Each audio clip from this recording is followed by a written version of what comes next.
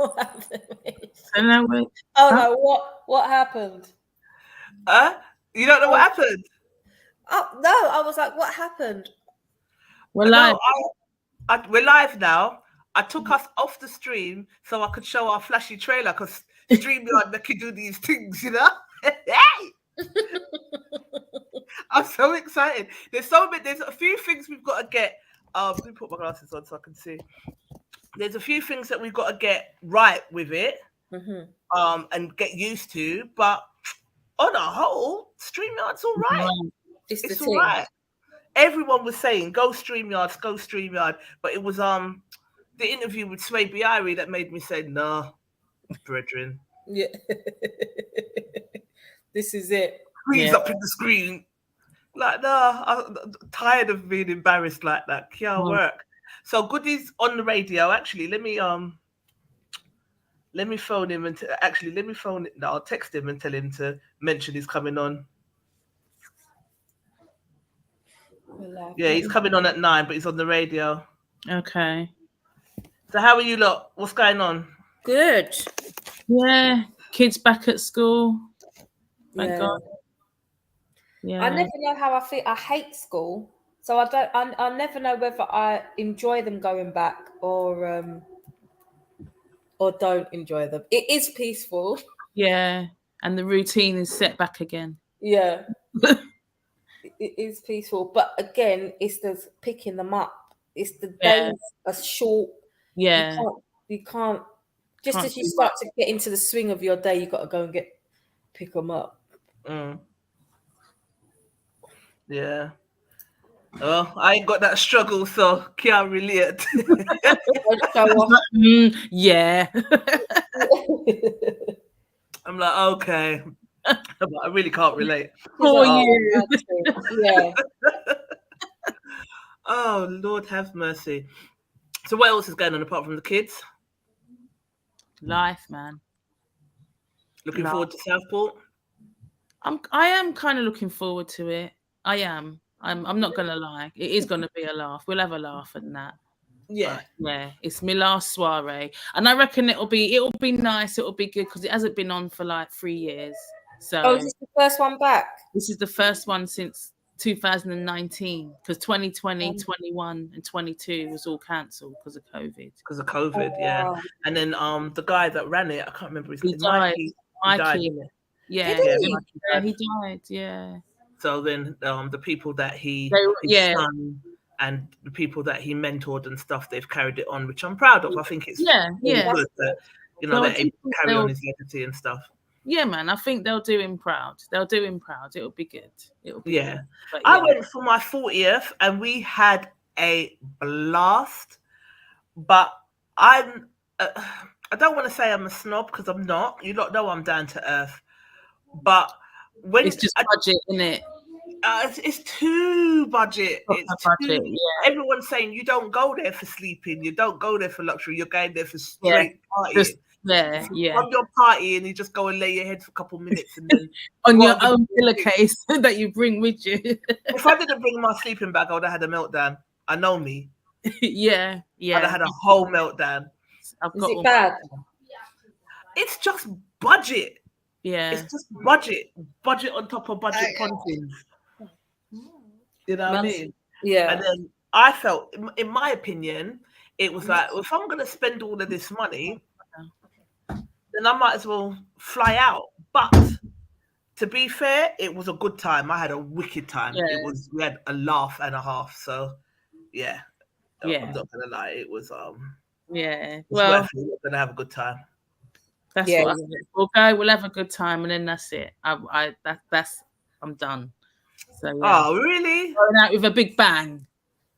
So what if I decide to go in a couple of years? You're not coming Oh, with you me? wouldn't though, would you?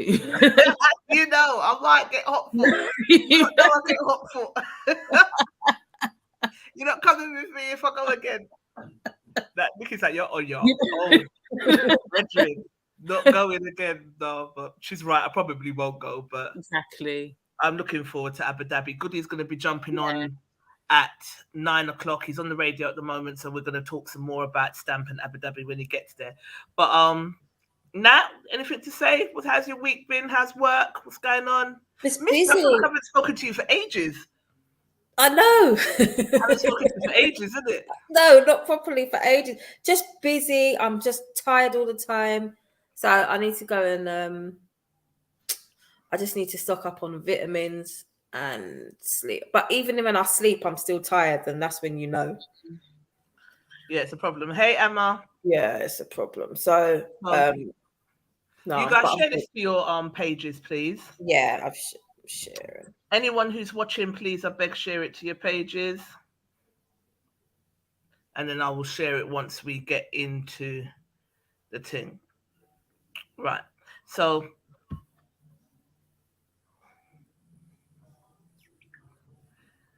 first topic posted by, well, it's a current topic.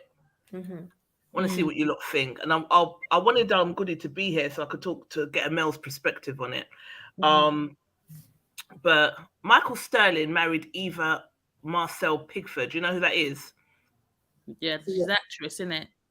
Yeah, she's an actress, Model. model. She was a housewife of Atlanta. Yeah. She won America's Next Top Model. Yeah, and yeah, actress. I guess that's the most I can say. So she got married in 2017.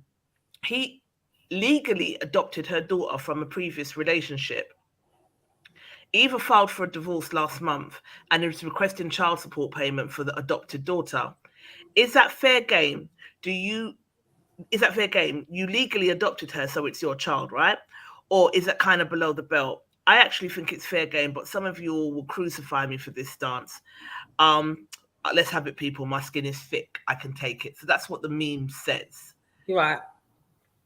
What do you lot actually think about this? I don't know. I genuinely don't know. Well, he adopted her. How could he turn around and wash his hands of her? Broken up with the mum. If it's genuine, adoption. Why would you do that? You can't adopt a child and then give them back to the. I mean, well, you can actually give them back to the state, but I mean, you know, why would you?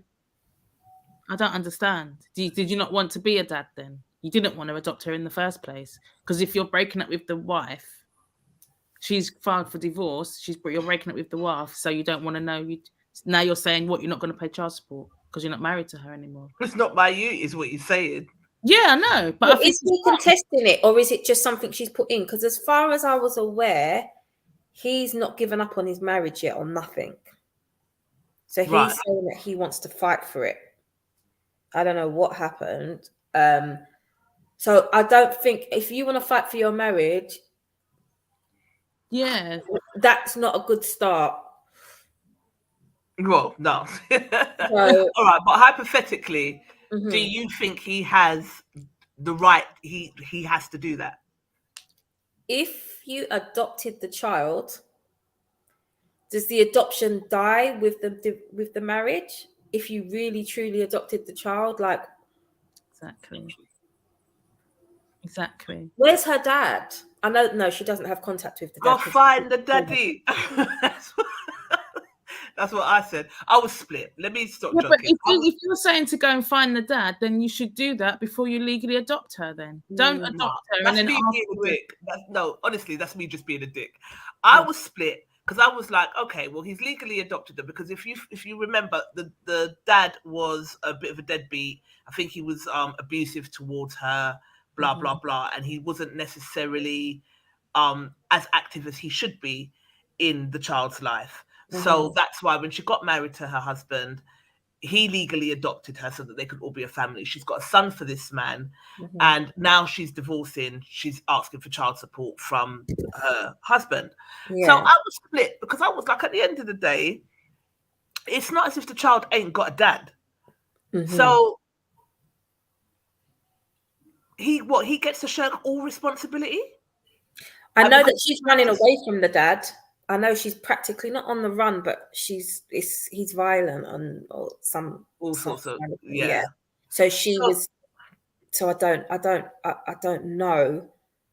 I think this is such a tricky one. Like, if you've adopted the child, then the child is still yours, even if you're not married. You've adopted the child. So that's something that you should have spoken about before adopting and signing your papers. Adopting and signing the papers, like, know what you're doing. Yeah, that's, obviously the dad's written off, the biological dad's written off, and she's got a son for him as well. She's got a son for him, yeah.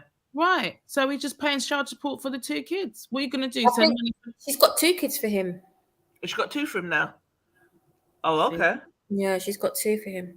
Right. Well, man can't shirk. You can't. I don't think he should be shirking his responsibilities if you've legally adopted her. For you all to be one family, and now dolly ass mash up, you're dashing her to one side. No, that's a bit bad. That's bad. Dolly ass mash up. Dolly ass mash up, and then you don't want to know her again. What, you're gonna change? She's gonna change her name and all that. Do you know what I mean? It's a bit out, bolder. Yeah, it's not. Well, let's see what our audience had to say. I beg someone read these comments. Can you not see them? I can't. It's really faint. Let me have a look. It's kind of small still. Can you make it bigger on your screen? The actual thing bigger on your screen? Because I can. Let me see. Okay. Oh yeah, there you go. Yeah. Make it bigger. Someone read these while I share. You said, not sure, to be honest. Part of me is saying to go find the daddy, and the other half is saying if he took her on legally, deal with it. Because you and the mum is done, don't mean you should be done with the child. Same way a pup is not for Christmas, neither is a child. It's true though. People give dogs more flipping grace than picnic. Oh God. Desmond said, Trisha, I hear you on this.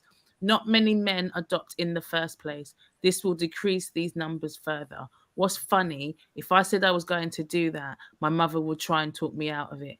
This really seems to solely benefit the mother only. It's not like child support is linked to access or contact. So you could have a situation where the father who adopted can pay for a child that was only under the law, yet not have contact. Why would men run the risk of this being their reality and be no fault divorces? Okay. All right. What's he trying to say then? Okay. I think what he's trying to say is that this is going to make, for men to do this or whatever, it's good. Oh, hold on. You changed it. Okay. I'll go back. Sorry. Yeah.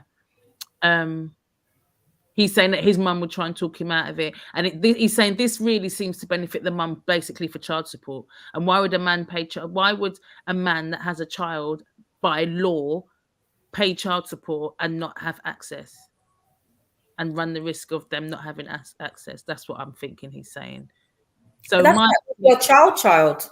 Exactly. So Mike said, if the child is his under law, then he is the father and he has all the rights of a parent. Divorce won't change the fact that he can get access or even custody. Just a thought. Quite right, Mike. Yeah. Yeah. Desmond then says, okay, in another comment, I said I'm unsure, but in any event, I fail to see the benefit of adoption to the man.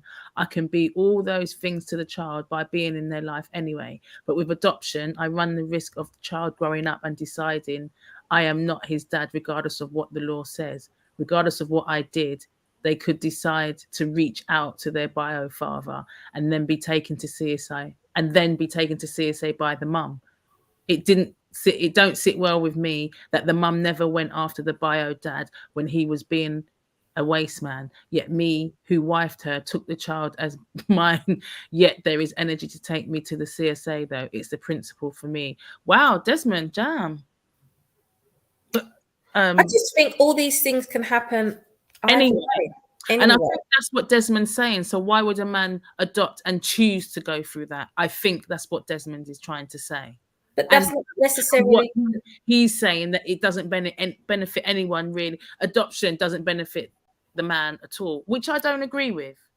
I don't agree with that, because I think men get a lot out of when they take on, when children respond to them well and they do have that relationship. Do you know what I mean? Mm-hmm. Remember, this isn't about his relationship with the child. It's about his relationship with the mum and child support, money. Mm-hmm. Do you know what I mean? So, yeah. But it's like, then it's like saying you don't want to do it because of the money. That's what I'm saying. Money out of it. And I don't know, if you've got a loving family, which they seem to have, something's obviously gone wrong somewhere, and you was hell-bent, because I remember it on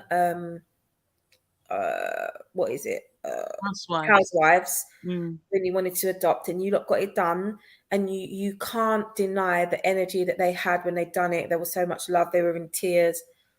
Don't forget that. Yeah, whatever's happened, it's not the child's fault.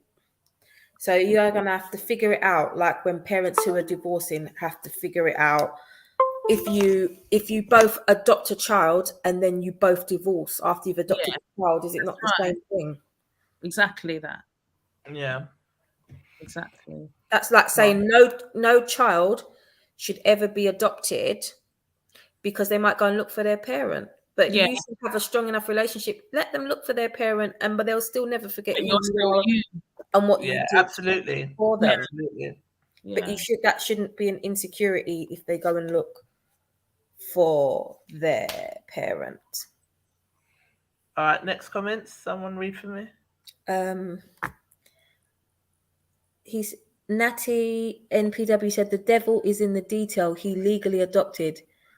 Anne-Marie said, if you are making noise, then the decision to adopt was not genuine. Asia said, pay child support. She's legally yours. End of. Jana said, he legally adopted her, so why shouldn't he pay? Same as any child they had together. It's also not the child's fault. Also, Mike Shaw, it's what? I can't see that. It's here, not here. She was correcting his grammar. Oh. Mike said, she's a wind up, she is, anyway. He is like, Desmond's black. He said, Bomber Clark, I agree you should pay child support if you have legally adopted the child. However, men in mass acknowledging this fact may put many off from ever adopting a child, despite how he may feel, as he can care for and genuinely love the child without having to formally adopt. The idea that the biological dad has zero financial responsibility never seems very wrong. Yet the guy that stepped up, prevented the mother from doing it all on her own, then becomes liable financially. As a father myself, I get it, but yes, there would be a level of resentment of the position I would have put myself in. Would I advise my son to do the same? No way would I. I would support him in his choice, but I would honestly not be keen, and his mother would be the same. Can someone read Jennifer's? My eyes. That's a bit shallow. Men seem to always have an issue with money and children. If a man chooses to adopt a child, then he legally becomes the child's parent, and therefore there should be no issue with paying a contribution to the upbringing of that child if the relationship fails. Same with biological children. If the fact that a man has to financially contribute is his deciding factor in not adopting, if the fact that a man has to financially contribute is his deciding factor in not adopting, this is a bit of a red flag for his personality, and nobody should consider having children with him, biological or otherwise. Exactly. This is what I'm saying. So, Why are you saying that you're only having a relationship with that child or whatever and being nice with that child because you're getting the mum? Are you not doing it genuinely? Listen, baby daddies do that up to their biological children. It's true. Exactly. It's true. Exactly. But you see what Desmond is saying. So then, if you adopt that child, then that's it. The biological dad can wash his hands because she's fleeing the biological dad. Exactly. That's what I'm. Yeah. Exactly. I don't want money from someone I'm fleeing either, because I'm fleeing them. So yeah. I don't know, but he has a legal responsibility. He has a legal responsibility. You actually signed up for it. You actually did. It didn't work out. That's fine, but you signed up for it. Yeah. So you're just gonna dash her now. You don't want nothing to do with the child that she had before you came along. Nah, that's wrong. That's a wrong one. That's wrong. Yeah. All right. Let's see what the last few comments say on this. Anyone read it for me, please? Anyone? Can you see it? Is it Desmond back again? Everyone's like, Mum. No, we've read Desmond's already. Yeah, I think he's back again. Hang on. All right. Okay, so what would the new husband do? Will she want him to adopt the child too if he's richer? This is Richie G. No, Desmond was back again. I agree you should pay child support if you legally adopted the child. Did you read that one? Yeah. So then Jennifer said, it's a bit shallow. Did you read that? Yeah? Yeah. Richie G says, what will her husband do? Will she want him to adopt the child if he's richer? He legally adopted the child, therefore it's his responsibility for said child. He adopted the child, therefore he and the mother are responsible. What does IMO mean? In my opinion. Okay. Okay. I didn't even know that. Yeah, okay. He should go for joint custody as well. It takes an amazing man to step in where the bio dead stepped out. People are saying, well, Trisha Williams says, I agree, he legally adopted her. Mm-hmm. The parents are divorcing from each other, not the child. Exactly. Right. Okay. So that's the main sort of consensus, that it's not the child's fault, therefore. Exactly. I can love a man to death and I can love his children to death that are not mine and still not want to adopt. So if you want to adopt the child, you know that it's for better or for worse. Yeah. Fully.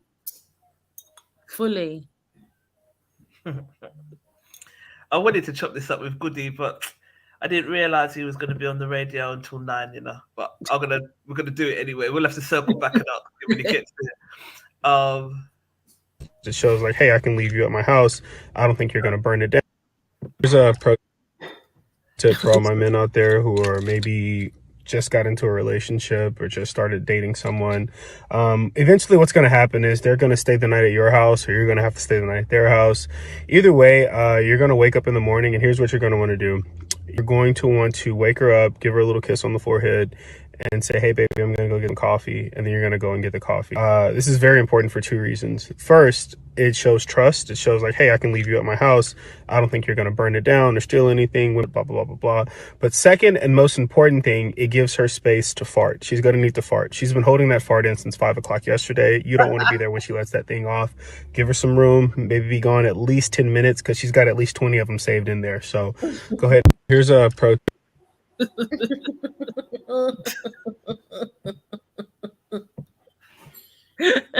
No. I didn't even realize that's what that was. Why is that? You chose this. You always choose the stupid ones. Why did you choose this one? Because I saw that bare people had commented on this one, yeah? And I didn't even have a chance to look at it properly. Did I know that's what the man was going to say? Don't lie. When you didn't know that's what he was going to say? I was busting up. And so, he ain't wrong. Who's doing that? Yeah, not on the first date and all that. You're not doing that. Yeah. The first time you stay over. No. Or the first time I stay over your house, I'm going to bubble. Bubble, you know.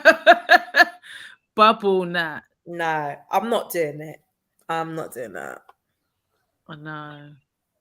Yeah. But I'm also I can get ill very quickly, and that can turn either into very bad wind, or I could just feel unwell. It could turn into some other needs. Just So, pain up the belly, innit? Just pain up. I'll be making any excuse. I'll be like, I need to go to the toilet. I'll be going into the toilet and just letting that shit out. I'm not waiting until the next day. Yeah. Because no, my a nice big window that you can Listen, knowing my luck, if I try and hold it in, it will come out of my control. You know when you just cannot quint hard enough. Oh, dear. On a random, I'm not doing it. No. Yeah, no, we're not doing that. No. But the comments are a bit wild though. The comments were wild. We'll get into it in a minute. But Nikki, how long did it take you to get comfortable with your husband before? Do you fart in front of Omar? I do now, yeah. Yeah. Have you got how long did it take you to get comfortable to do that? Say it again? How long did it take you to get comfortable to do that? Oh, it took a long while. A long, long while. I'd say. Yeah, well, he moved in about 2 years in. So, yeah, once he was in the flat, that's it, innit? It's all normal. Yeah. Because I had an acquaintance that said she had been with her husband. She was with her husband, and she said that she didn't ever shit whilst he was in the house. Really? And they were married and they were together for years. And I was like, that's a painful life. Yeah, I'm not doing that to my belly. I'm not doing that to my inside. Sorry. No, imagine that. Your husband, you know? Oh, no. The man has seen me bear humans. So you could take a little breeze. True. And I'm not being funny. You do all kinds of things during sex if you're this not is what sorry. I'm saying. A little gas. If you go down, you can hear a little fart here and there. Not during, but fucking hell. There's nothing more intimate than someone kind of, let's be crass now, going all the way down and doing a gyna on you.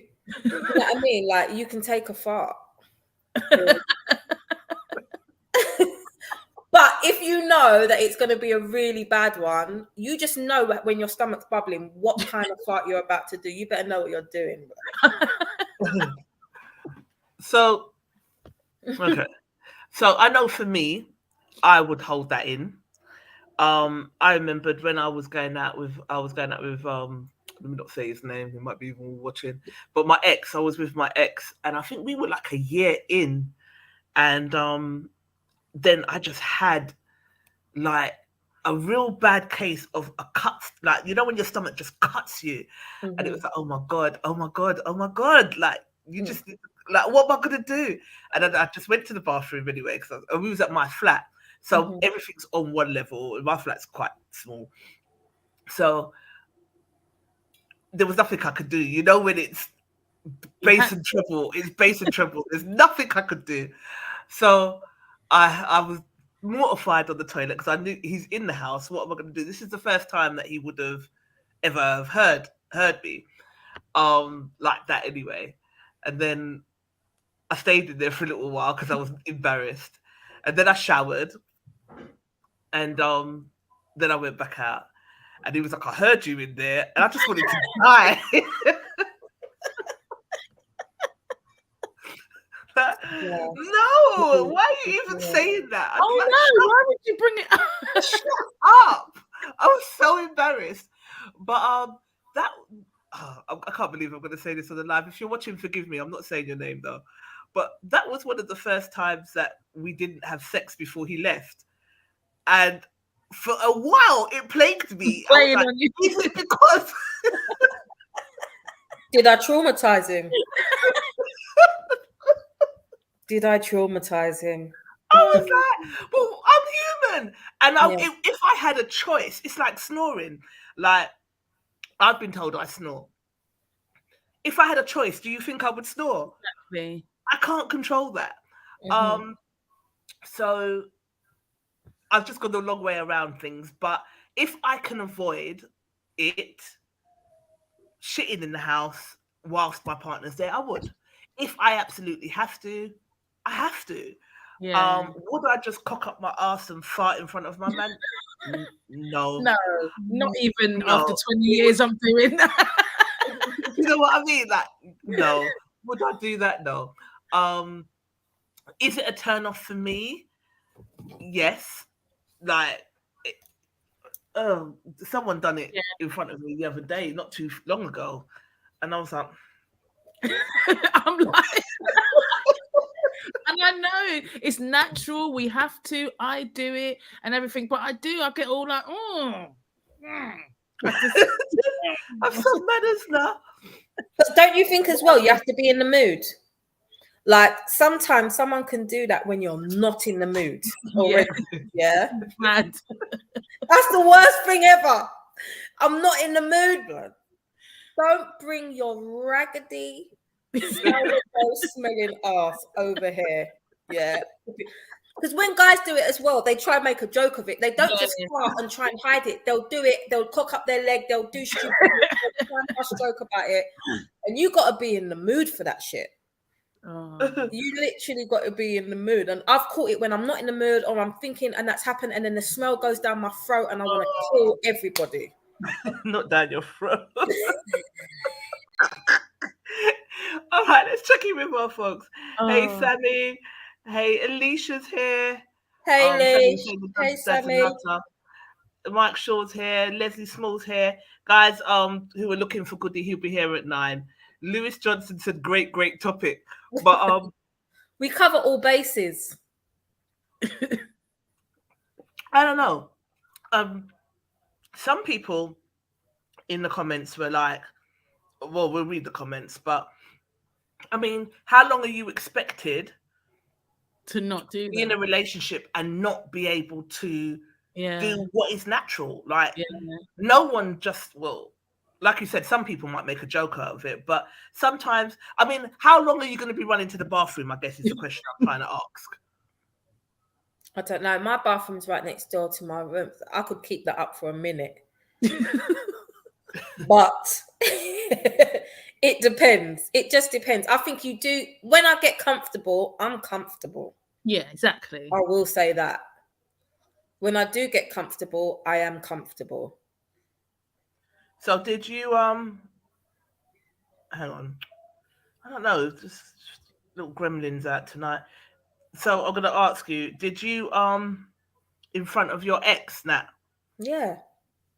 Because he would do it all the time and bust up loud and proud. And this is the most conservative person outside, mind. And he like conservative, very proper. But when he was just relaxed, he would do stupid things like that all the time. Or do it and blame you for a joke and made a joke out of it. So in the end, I was like, he actually doesn't care. It wasn't a thing. Yeah.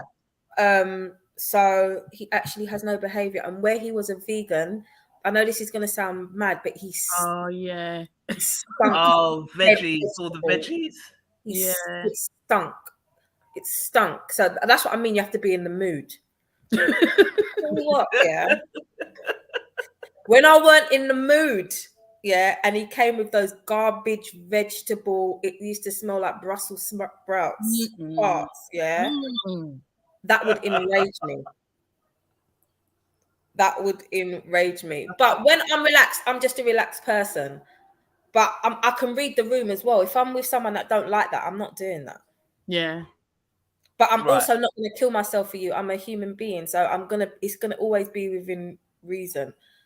But I'm not going to suffocate my insides for you. And bubbling up constantly. Like you said, you ain't cracking one and I'm not doing that. Listen, let me tell you something about the ex. When we were seeing each other, he used to live at his mum's, yeah. Oh my God. So he used to live at his mum's. I got on with his mum straight away. We were seeing each other, but we were together every day, right?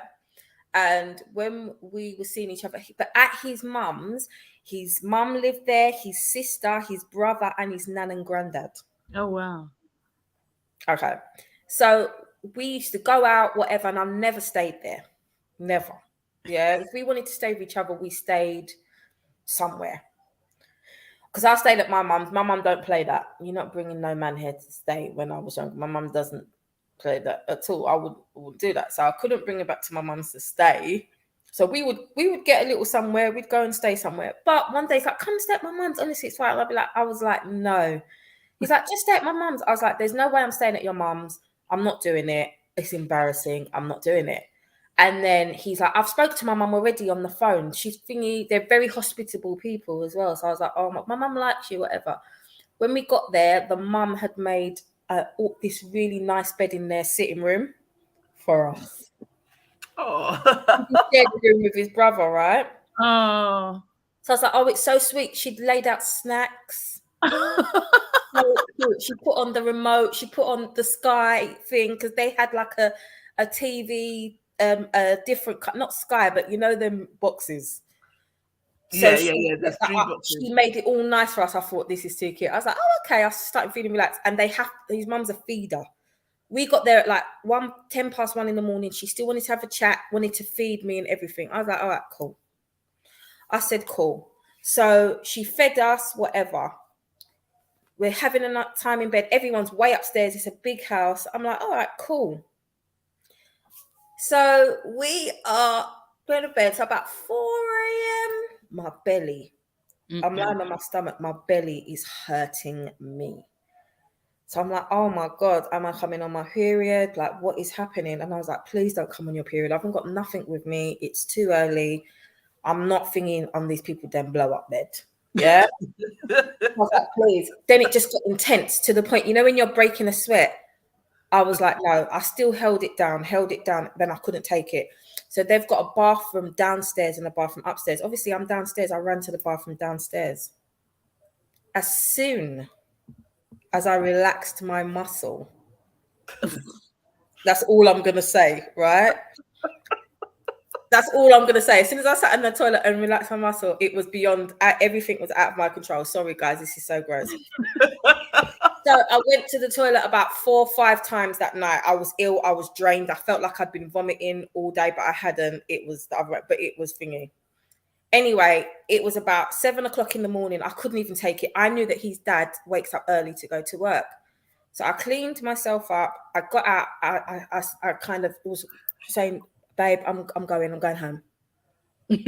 I'm not staying here. I just thought, I don't feel I'm going home. I went home. I didn't even tell him yet. He phones me the next day. He's busting up. I was like, what? He said, my nan said she could hear you lot screaming and busting out with laughter at about 5, 6 a.m. in the morning. I was like, what? He goes, yeah, my nan kept saying she could hear us busting up. She could hear us laughing. She could hear loud noises downstairs. I was like, bruv. It weren't laughing. He goes, I'm telling her I was out cold. I said, bruv, it was not noises from the mouth. Yeah? It was not you. It was not me. It was me. Do you know that I was up all night? He's like, no way. He didn't even know. But his nan thought we were bussing up and bussing joke all night.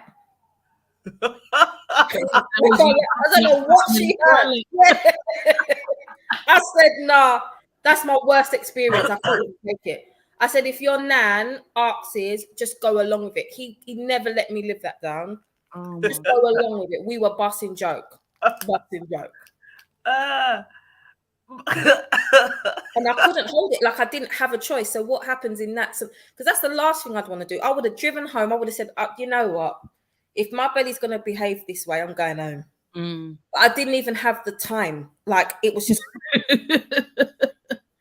them ones. So if you get put off of me from that,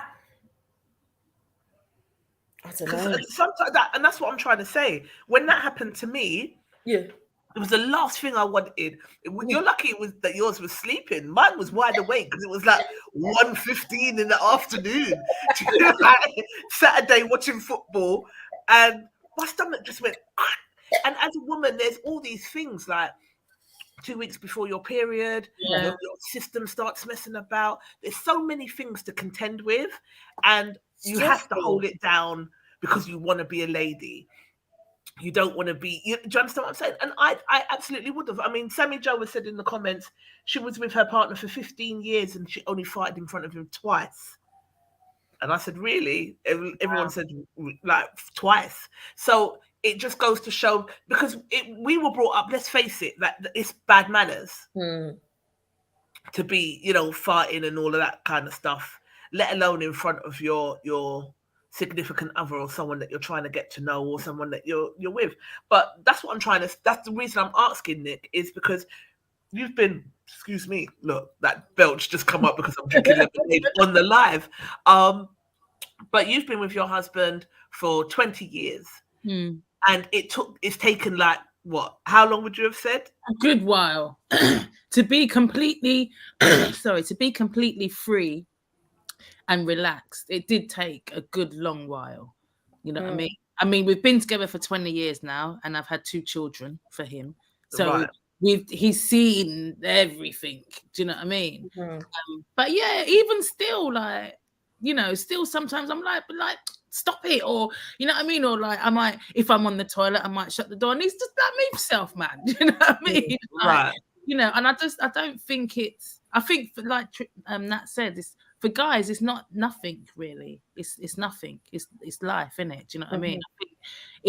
I think I would be a little bit offended if you was disgusted by it.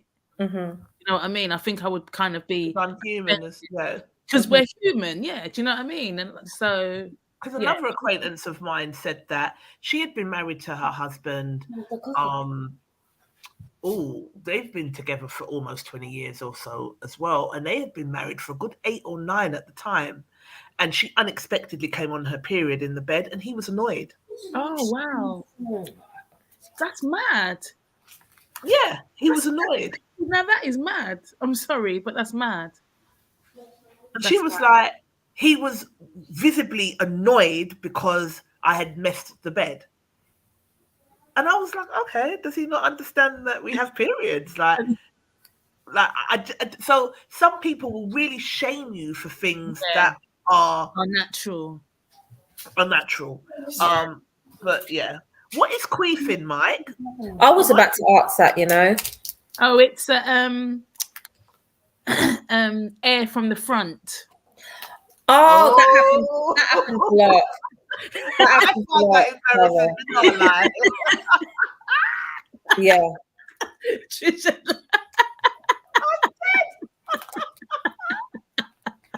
Fanny farts during sex are embarrassing. They are. They're embarrassing. It happens though. It's normal. Again, it's just normal. It's air, isn't it? Compressed air.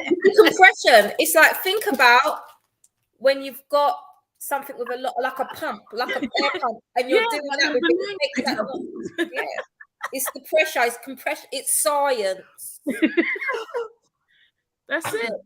Biology, It's That is hilarious. I didn't even know that's what it was called. Sammy is so fucking crass. What did she say? Pussy fart. Blood. The whole group is flipping crass. Good evening, Lulu. Good evening, Lady V Henry. There's a few people watching, but I can't see them. Oh dear. All right, so let's see what our No Bravado Massive had to say on the topic. Oh dear, too funny. So Amari Carr said, I recall telling a lady, if you hold it in, it will fly to your head and kill you, akin to a clot.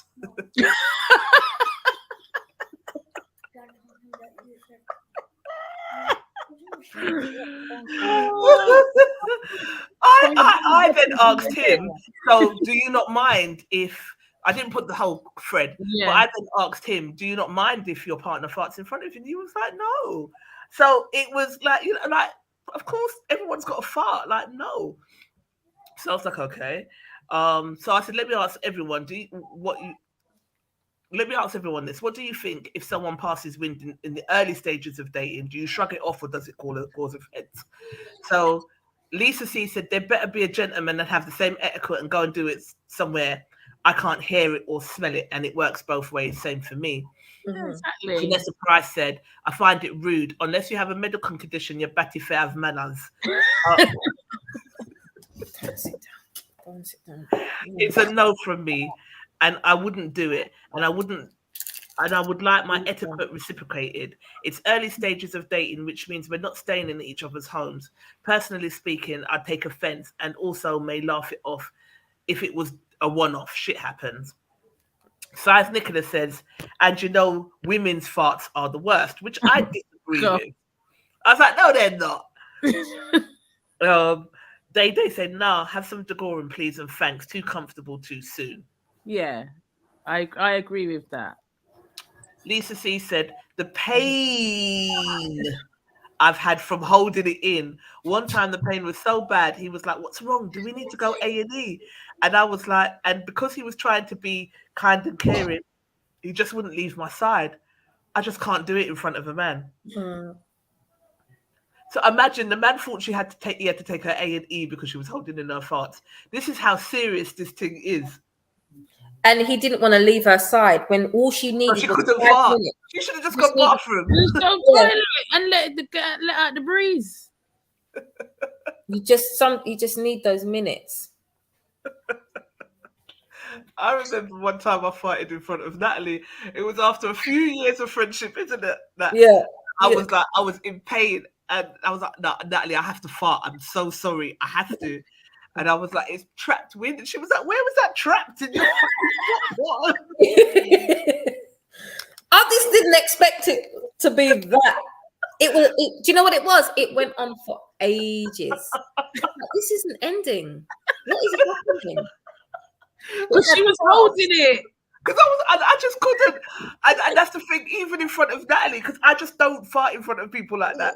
I have to be really close with you. And it was recently, wasn't it, Natalie? It wasn't that even that long ago. Me and Natalie have been friends for about 6 years now. And it was recently, but it was because I had to. And then she shamed me. She was like, Rob, where was you holding that in your football? What the fuck? That's why. And then I was like, because I was holding it in, and I was like, you don't ever have to hold it in front of me. After I shamed her, I told her that. After she shamed me. But yeah, wind can kill you. Let's, you know what I mean? Anyway, Sophie Annette said, laughing out loud, me personally, it's all about etiquette. Lady is a lady. So I asked her, does it matter if the man does it in front of her? And she said, yes, it does. Don't do it. Just don't do it. Devon Danforth said, they do that shit and it's over. Cry, excuse me, broke wind in the corner. It's like meeting someone for the first time and they do a crap in the toilet. Charlene Samuel said, I have to feel comfortable staying at a man's house firstly. And if I have to pass wind, I can make it, and I make it to the toilet, I would do it in there. Otherwise, if not, I'm letting it out, but I'm announcing it first. Straight. That floored me. Announcement, incoming. I'm just letting you lot niggas know. Let all y'all niggas know. Emma Bruce said, "No, bathroom walls are thin. You can hear it." Oh, the evening Lulu. Don't you cough? I cough. What, to if cover I the need fart? to fart in public, if I'm walking and I need to fart because my stomach is doing the madness, and I feel like it might make a noise, I cough. COVID cough. I cough. Rose Williams said, "Well, my grandma always said there's more room when it is in. So with that being said, I don't care where I am or who I'm with, I'm going to let it flow. Yeah. I have manners and always say, excuse me. Holding it in will only kill you in the long run." Vanessa Meyer said, "It's a big put off. Some guy came to see me when I was living at my mum's house and the man cocked up his batty and passed wind. No? I was in shock. That was the last I saw of him." But again, I think it depends on the person. You've got to read the room, man. So it depends on the, because some people you're with, they won't give a fuck. There's some people, like the woman whose husband had a heart attack when she had a period. Like you just don't know. It just depends on the person, and that will either make you feel comfortable or as well or not. Yeah. Eventually. I don't know. All right, what else did they say? Can someone else read? Yep. Let me go back. Jacqueline McIntosh said, big put off, too early in a relationship to carry on like that. It's a no from me. We are ladies. We deserve a man with respect and manners, not a boy. Go to the toilet if you have to let out wind. Michelle said, I'm sorry, I can't fart in front of anyone. But what about if you fart in your sleep and he tells you in the morning? That's mortifying. Just don't fart. Again, something you can't control, though. What are you gonna do? Yeah. That's mortifying, though. I don't need no male telling me that whilst I was asleep, I farted so loud that he wasn't asleep. Drop me out of that conversation.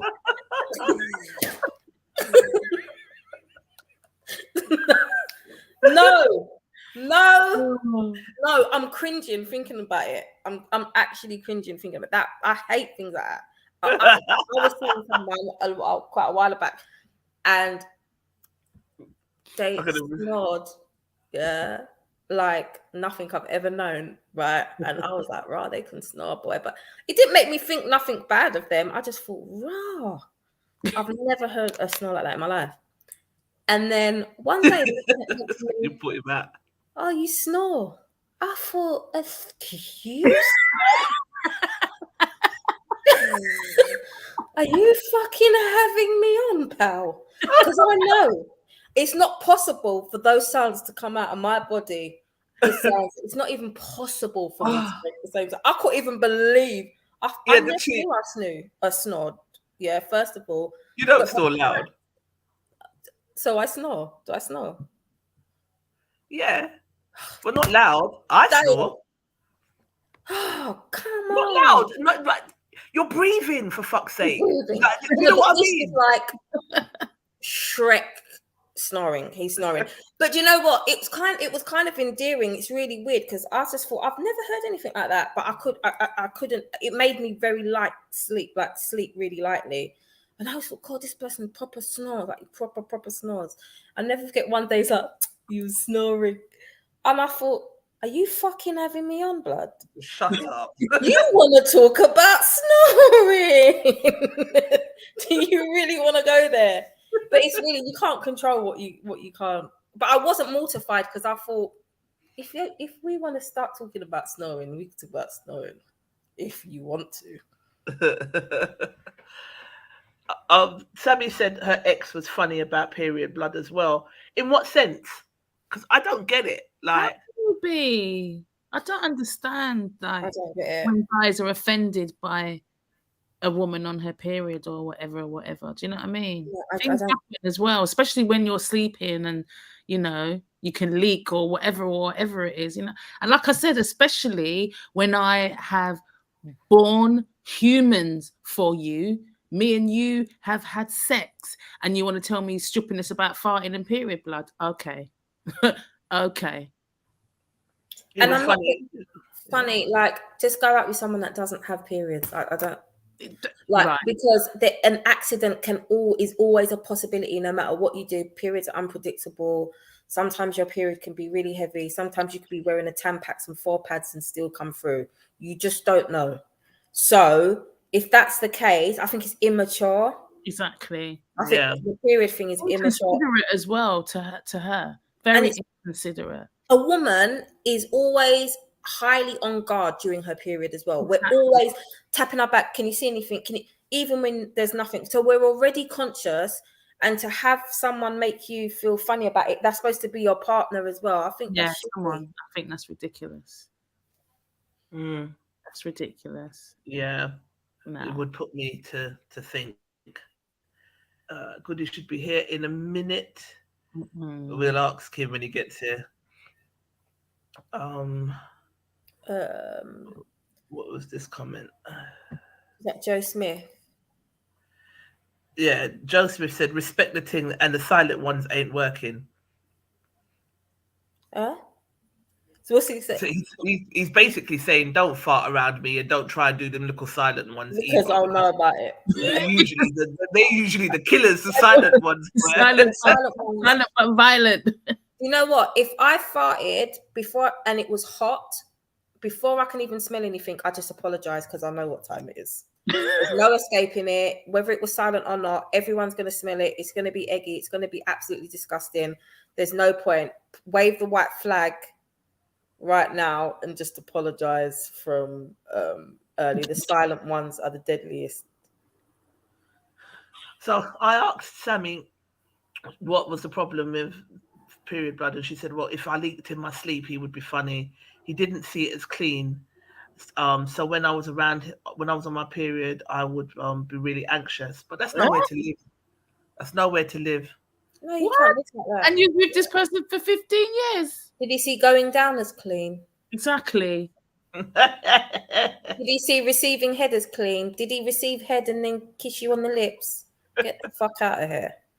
It's crazy. Tell him to go away. People. I just got an inbox. So that Trisha, I'm here busting up. Natalie is too funny. So Anthony Young said, "Lack of respect."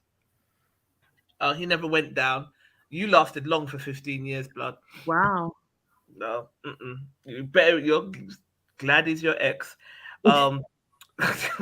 Goodbye. I can't have my period, which is normal. Did she ever go down? Did you ever go down on him, Sammy? Sorry, this is very interesting. This is for journalistic purposes. This is for journalistic purposes only. Anthony Young she said, went down on him. all right, let me remove this. If she's ever gone down on him, they would have kissed.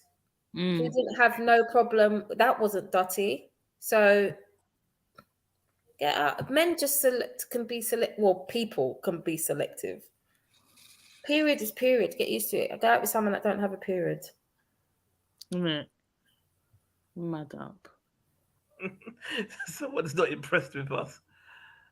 Hang on. I'm getting it now, though. Hey! Yes, family. Come on. You sound like you deserve it, boy. Flipping hell. He sounds like a nutcase. Give some Who's fire. not happy with us? Huh? Who's not happy with us? Someone called Mark Gordon. But if they're not used to us now, then they're not used to us. We've been on air for 2 years chatting the most unconventional things. So it's either you get used to it or you don't. Goody, where you're there? It's 2 minutes past 9. You said 9 o'clock. All right. So, hang on, because I have to enlarge the screen to see it. Ro Vitals, I don't know who this is, but he's quite cute. He said he's wheezing right now. And Anthony Young said, "Lack of respect. I live on my own, and when I break wind, I still say, 'Excuse me.'" That's funny. I can't. Excuse me, by yourself. Anthony. He said, "I still say, 'Excuse me.'" You have a different much less on a date. You hold that shit in or go to the toilet. Don't even think about doing that if you're sharing my bed. Get up and go outside the room. Oh, fucking dead. This group kills me. Jada says, "Incorrect. Let it rip, catch him, and throw it at him." Great game. Desmond said, "Let's be honest. One can feel a fart or a belch coming. So if you want, you can leave the room. If you want to do you have to be ready for the reaction. Personally, it's a no from me. Call it old school, but how I was raised, leave the room. So I have the same expectation, or don't let me smell it." But has anyone has no one ever been able to not control it when your belly's just takes you? Yeah, you who's just move sharted? and it just escapes. And imagine that. Have you ever sharted? Random, unexpected. What is Let me that, tell you. Natalie? Sharted. You know when you fart. Oh, wait, all right, okay, I get it now. Okay. I just never know where this girl's gonna go. Like, I'm just saying, shit happens. me, Literally. for fuck's sake. Oh, Shit I can't. happens. Like literally, shit happens. Yeah, There's so many different it scenarios. really does. It really happens. I was doing when we was at Notting Hill Genesis. Oh my god! I was taking weight loss shakes, yeah, Protein World. So I was doing that as a lunch replacement and a breakfast replacement. Who told me? Who told me? They make your wind awful, those Who things. told me to do that? I'm Yeah. doing a home visit. Yeah, going to visit Debbie. Yeah, chatting to Debbie. And then I had a little fart, so I held it in. I could feel I needed to fart. So I was like, oh my God, I'm going to hold it in. And then it just came, it was just uncontrollable. Where I tried to hold it in, it just made it. It fought against you. It fought against me. Like, because I tried to hold it in, it was like, you want to play? So I farted, yeah. And then I could feel something. I was like, no fucking way. No way. No way. I remember that. Remember that? I said, no way. I ran. I said, bye, Debbie. I'll come back later. I ran to the key room. I took out the thing for the void flat. I ran to the void flat. I couldn't believe it. I had to clean myself up. It wasn't big anyway, thank God. It was just a little, but I had to clean myself up. Luckily, I've always got stuff in my boot. I went down to the boot in the car park. I had to go and get a change of clothes from the boot. But I will never forget that. And again, that's uncontrollable. I was already mortified. I would not need to be with someone who wouldn't make my life hell for that or be like, you're dumped. You fucking disgusting. Remember that? I was like, where are you? Where are you? I remember you wanted to die. I wanted to die. And you know what? I'm going to be disgusting. I'm sorry, guys. Log off. But it was like milkshake. If you're doing those Not the type that brought the boys to the yard, boy. Oh my God. Because I was going Turkey and I had a short space of time to lose this weight. And I was like, oh my G, I can't even take it. So if you're going to do, you just got to know what you're doing. You got to know what you're doing. And you can't control it. You can't control it. And it's funny, when I did tell my partner at the time what happened, we were crying with laughter. And that's what you need. It's not that you walk around being an absolute slob all the time. Shit happens. Sorry. Shit happens. Yeah. And you just need someone that is not going to make you feel like allow you to be human. Allow you to be human. Because that was the worst experience of my I remember she was like, oh my God, Trisha, I can't fucking believe it. Luckily, and I think I laughed at you then, didn't I? I laughed then. You were crying. She was inconsolable. She was inconsolable. Shit happens. Literally. That's what I mean. So you just need to be able. I went home. I WhatsApped my partner at the time. We were screaming. He called me straight away at work. Him that can never talk at work because he's a teacher called me straight away at work, screaming down the phone, howling.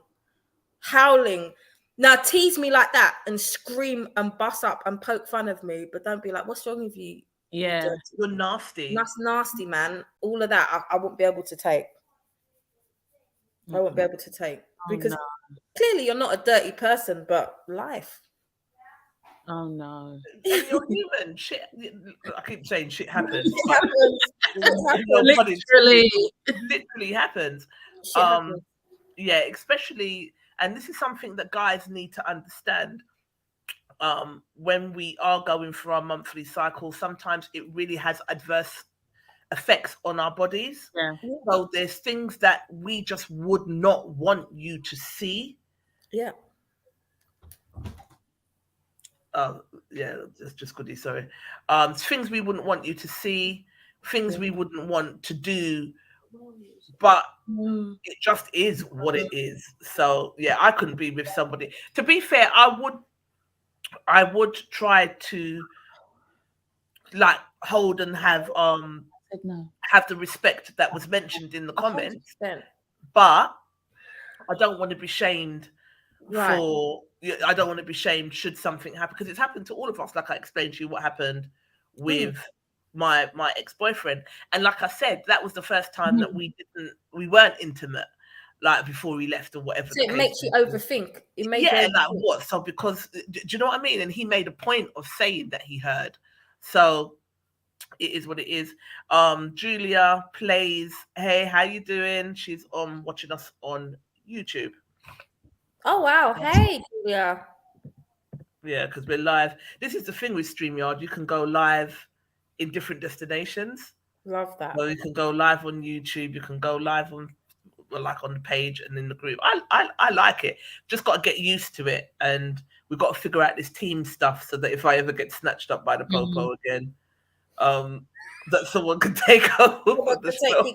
Jason Gale has said good evening and manners all, and it was his birthday yesterday. So happy birthday! Oh, happy belated! Happy birthday, hun.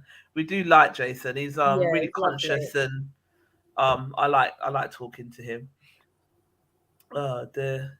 Too funny. All right, so I'm just trying to stall for Goody, but he's saying his Mac's not taking StreamYard. That's interesting. So what? I thought StreamYard would have been. It's just, it needs to be on Chrome. On the Mac. Yeah. It only takes certain thingies. That's the downside. Oh dear. All right. So hang on. Let me go back up.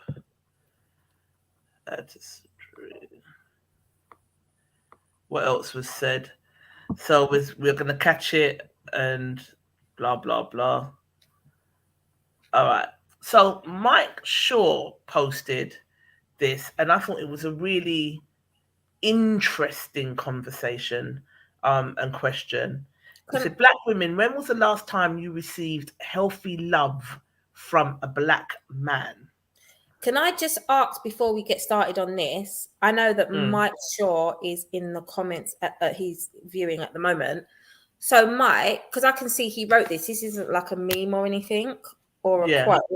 What made you ask this question? I would love to know, because it is a good question. It would be interesting to know what made you ask that question, because I think it's a good question as well. Yeah. And what would we define as healthy love, firstly? Look at the silence and the crickets then. I'm asking you guys. I think a healthy love is... I think Goody's here now. Hang on. Yeah. All right, hang on. I'll stick a pin. Okay. Hey! Hello. You made it. What's the big man on campus now? Hey! In your dark glasses, looking all suave and shit. There's no sun. These are reading glasses. Just my what do you call it? My camera. Oh, so it goes dark when you're on camera. Yeah. Okay. Yeah. How you doing, sir? Yeah, I was having problems with my I got a new Mac, but it was saying that I need to have Chrome on it in order to be able to log in. So I had to bring out my spare Mac and use that kind of thing. You know what I mean? Okay. Well, at least you had a spare Mac. I was just about to say, oh my God, I had to bring up my spare. All right, Goody, we're going to circle back with some questions and then we'll go on to the next. Because what I wanted to do was talk to you first about Stamp and all of the rest of it before we went into our actual show. So for all of you that don't know, this is WJ Goodgroove, my good friend Warren. He is the promoter of Stamp and the promoter of Stamp Abu Dhabi. He's one of my best friends, if not my best friend, well, my best male friend anyway. And I have been watching you go from strength to strength for at least 20 years now. So it's always a pleasure to have you. I'm always gassed when you say yes, you're going to come on the show. Always gassed. We've never quite got the goodie from the first show because you got a warm time for it. You shook it, got a warm time. Yeah. But we're always gassed when you join us, nevertheless. So thank you for being here. Question: if someone you're dating, current relationship, because I never want to violate the relationship that you're in. So whenever I ask you a question, it's never in regards to her. But if you're dating and can someone fart in front of you if they're dating you? It's not a problem. I mean, obviously you don't want to hear your girlfriend or your spouse blowing up the place consistently. You know what I mean? But, you know, what if they got IBS? And Natalie's toilet paper, mate. It's. I mean, I don't think I like anyone blowing up the place when I'm there, regardless of friend, foe, or girlfriend. But yeah, I think you can let a couple go through the gate, but it can't be a regular thing. So, do you fart in front of your partner? Well, men do that. I mean, I don't make it so noticeable, like lift up my leg and all them kind of crap there. It would more be a low profile one. You don't stop. Do it So it's all right for you to do it, but not her. I didn't say that. I said regular occurrence. Okay. I mean, if you can go to another part of the house or to the wherever you need to be, women are a bit funny about that. Women don't really want to do that in front of men anyway. So I don't actually think that it's always been an issue like that. Some women, when we was reading through the comments, are like, "Boy, if I have to let it flow, I have to let it flow." And I'll make announcements first. Most women, unless they're, I don't know. I don't even think when women are over comfortable with their spouse or their boyfriend, they're gonna literally, you know what I mean? Hey, nah. You know what I mean? Because there's always been a comment like, right. You can't go somewhere. You know what I mean? But I suppose if it's something that you know, they say sometimes you're sitting there and you don't think that it's gonna come and then it pops out. That's a different ball game. But if you're gonna sit there and act like your bottom is a different playing field, then, especially if you can hear the belly bubbling, innit? So even if you've been for like 15, 20 years, they can't fart like that in front of you. Only the point is, would you want to fart in front of your boyfriend or your spouse like that? After 15, 20 years. No, but I'm saying even after 15, even if after comfortability, he's not going to leave you because you fart, but are you going to want to do that? No, I personally wouldn't, but at the same time, if it happens, it happens. That is being demonized. You fart in front of your husband? If it happens, it happens. Right, but if you know it's coming, do you? No, I will walk out the room, or okay. It's not an intentional thing. Like I said, if it happens, it happens. You know, he tells me that I snore, that I talk in my sleep, all kind of thing. But like you said, Trish, I'm sleeping, bruv. I don't know what you're talking about. What you want me to do? Yeah, I'm asleep. You know, but you know, it's not like man is like flipping. You know, you're not Princess and the Pea, because I hear sounds too. Okay, so let's. Guess what? Can you share this to your page, please? What's that? This live. How do I do that? Have I got levels there? Go on Facebook. Oh, okay. Yeah. You can. There is a thing where you can stream it live from this thing, but I don't know. We've got to get used to it. I don't know. All right. So another question, Goody. If you are dating someone and they have an accident with their monthly cycle whilst at your house and leak on your bed, is that a problem? Nah. It is what it is, isn't it?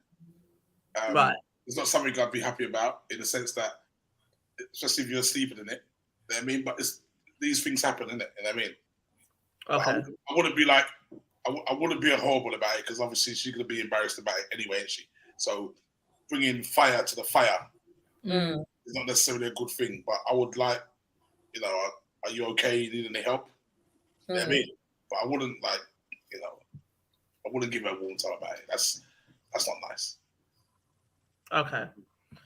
All right. Well, as you're here, before we move on to the next topic, because I want to Mike's answered your question. I've just highlighted it on the screen there. Let us talk about Stamp quickly and then go on to the next topic, yeah? Okay. Good?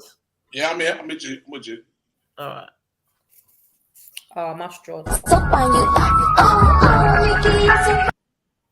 Oh, Mickey, you're so fine. So fine, you blow my mind. Oh, Mickey, you're so fine. So fine, you. Oh, Mickey, you're so fine. So fine, you blow my mind. Oh, Mickey, you're so fine. So fine, you blow my mind. Bad guy, young bad girls do it well. Bad guy, young bad girls do it well. Nice one. Oh, gosh. Sorry, guys. Yeah, so I just I forgot my Bluetooth was linked upstairs. So that was a little quick video. So Nix and Goody, me and Natalie missed it last year. Yeah, you did. Tell us about it. Tell us quickly what happened. What did we miss?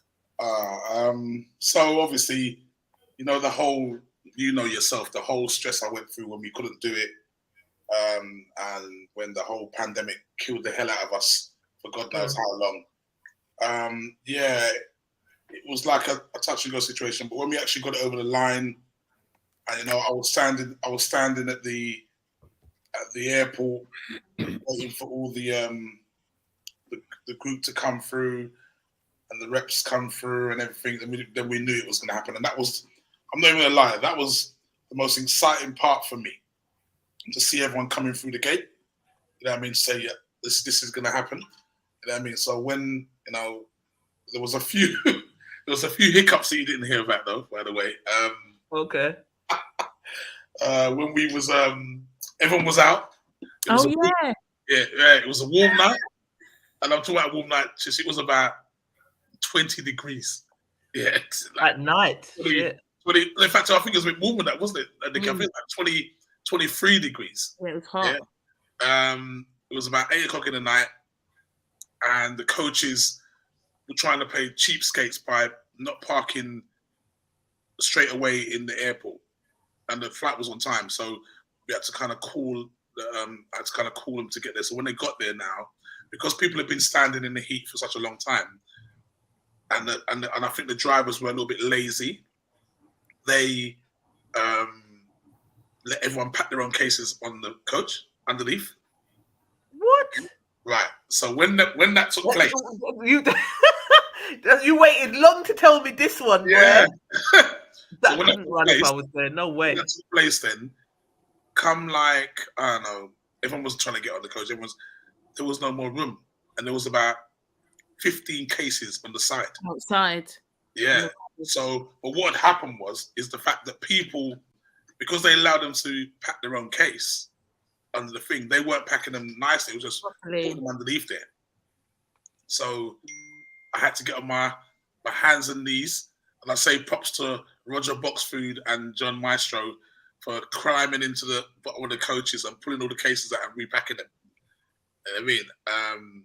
But that, I was, you know, like sometimes when you sit there for yourself, this can't go wrong. Like, how can we have 15 cases on the side of me and we're not even at the hotel yet? But we repacked the whole lot, and yeah, that was the first hiccup for the trip, but it was done and dusted. How come you allowed that to happen? That's not like you. Huh? You never met the drivers then?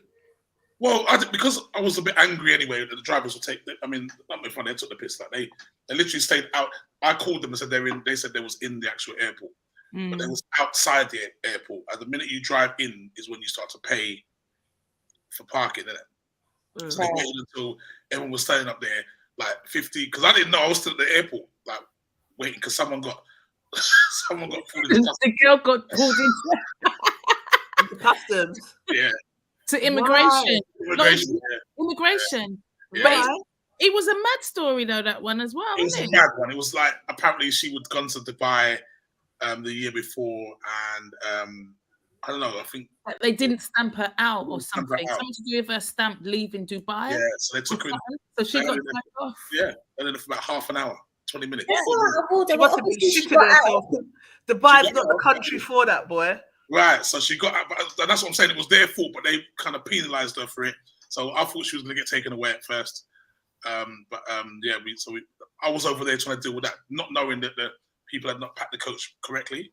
So I had a white pair of fresh Yeezys, yeah, and I was on my hands and knees calling the coach.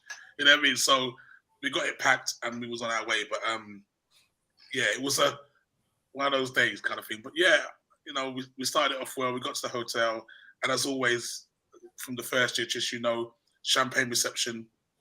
You know what I mean? That went smoothly. Everyone got their suitcases and went up into their room. And Friday morning was the start of yet another great trip to Abu Dhabi.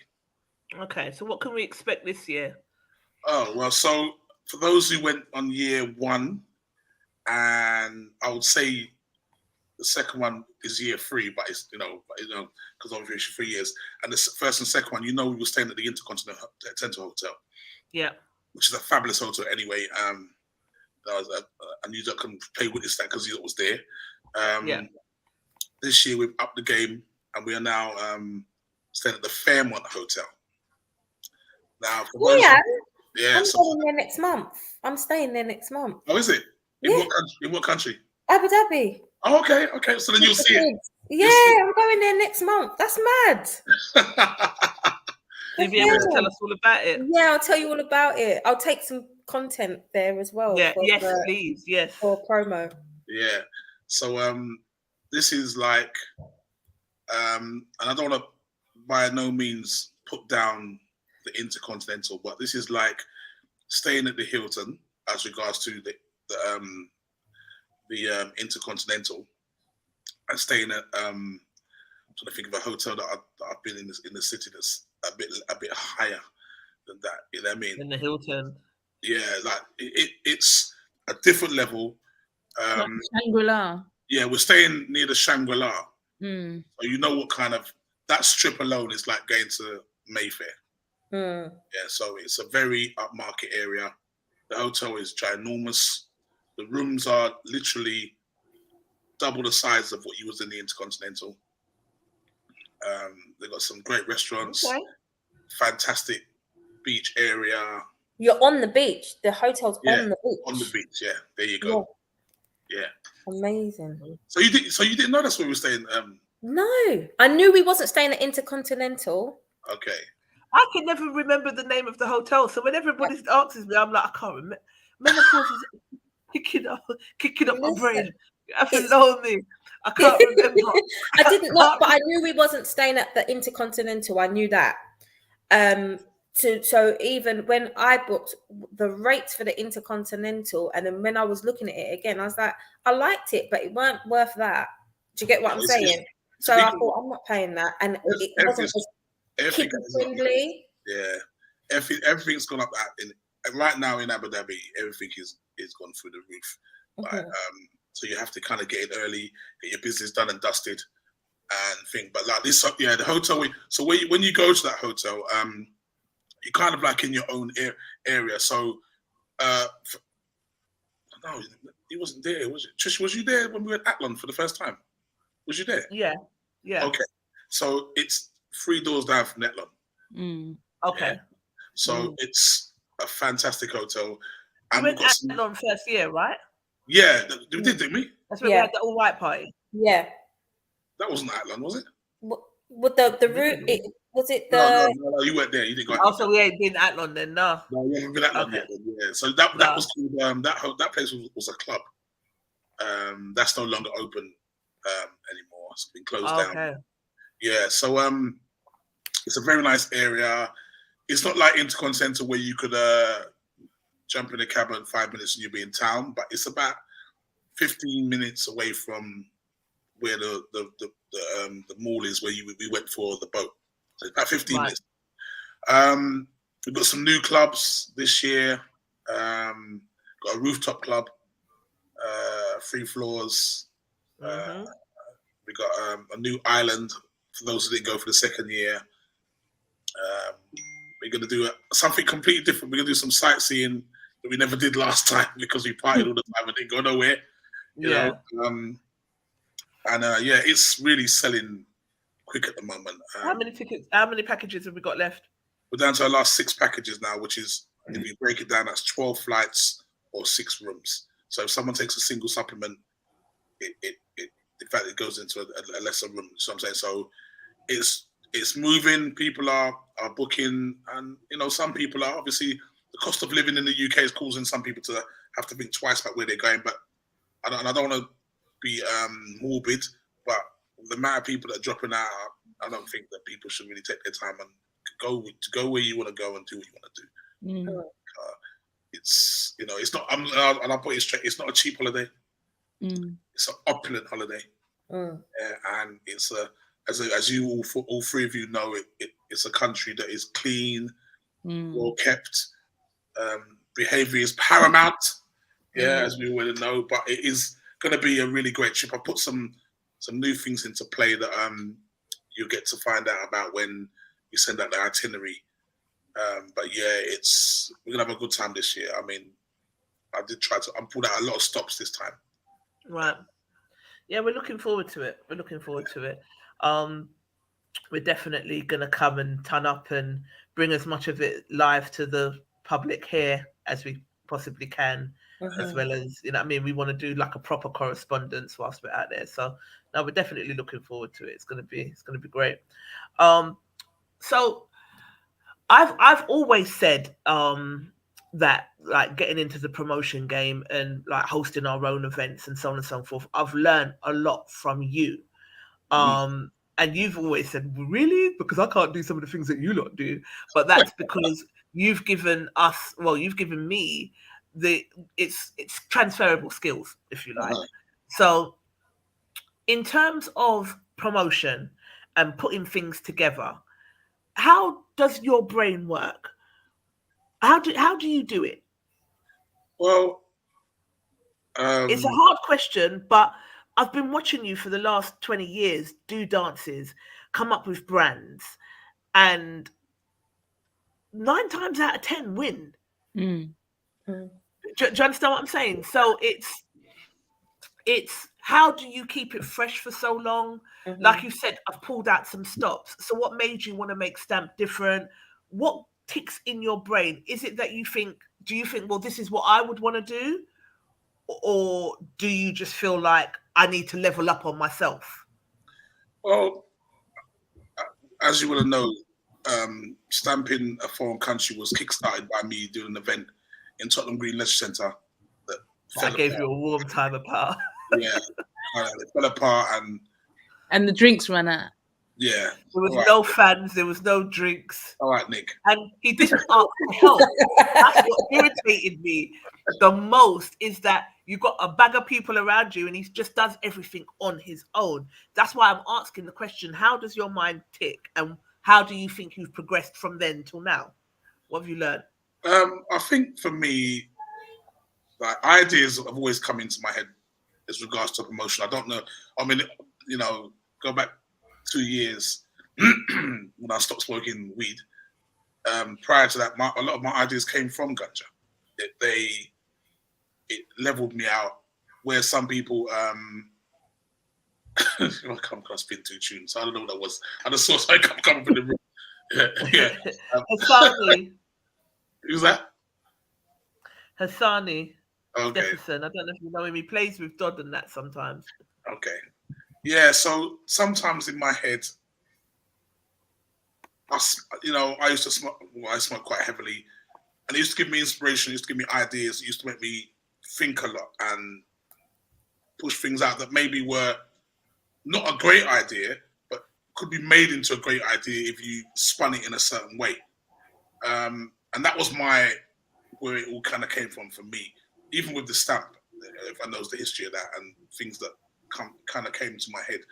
So I don't know, some people say I was born to be a promoter. I don't think that was the case. I just think I have ideas, and if you can implement your ideas into things that you're doing and win, then you can only but keep on doing that. And for me, it was like, I think I was always a promoter from when I was 16. You know, I wanted to put on events and make money and generate things. And, you know, the ideas were sound, but sometimes you fall and sometimes you don't.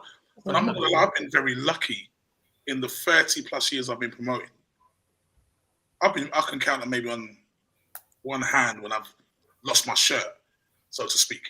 You know what I mean? But Yeah.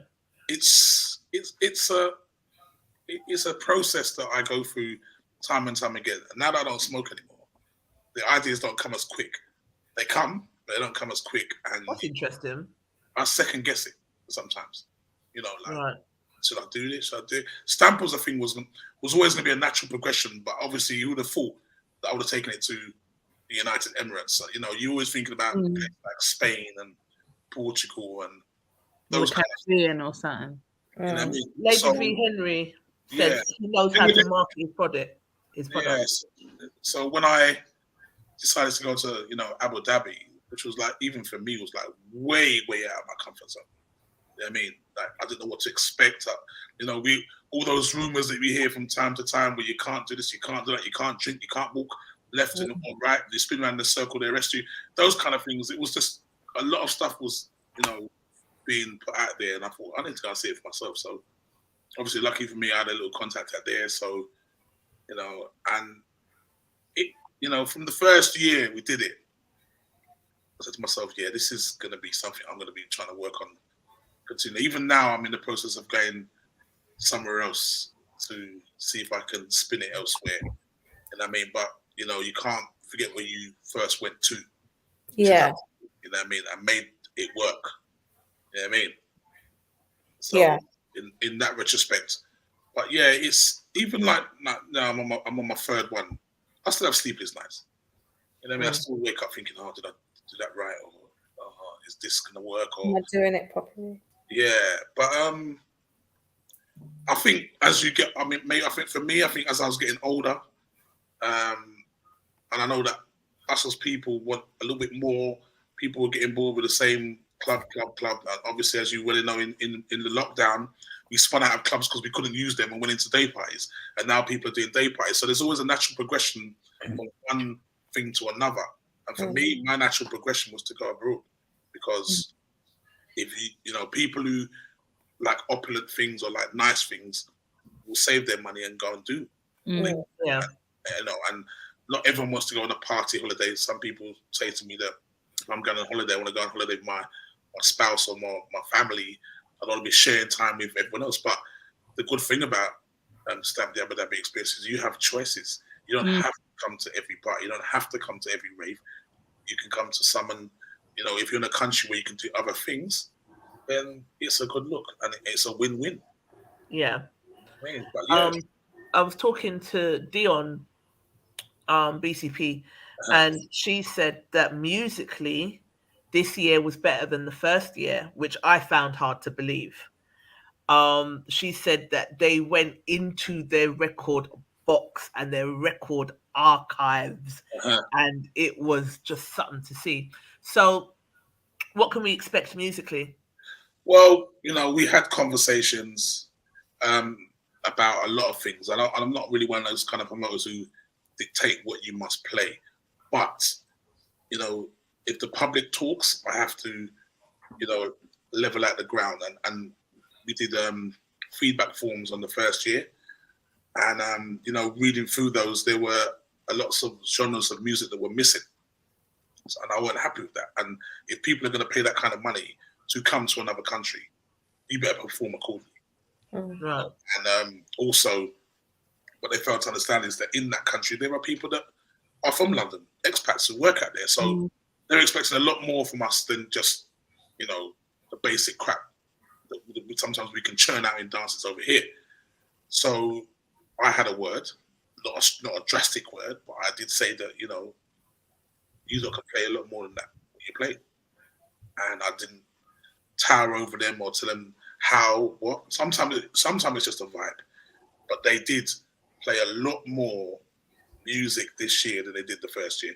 I think the first year everyone wanted to be Mike Roughcut Lloyd or some kind of junglist, you know what I mean? Like Brocky or whatever. I don't know. They just they limited their stuff, and I didn't like that, considering the fact that I bought, a generation of DJs who've been playing that for over 30 years. Yeah. But this year they went into their box.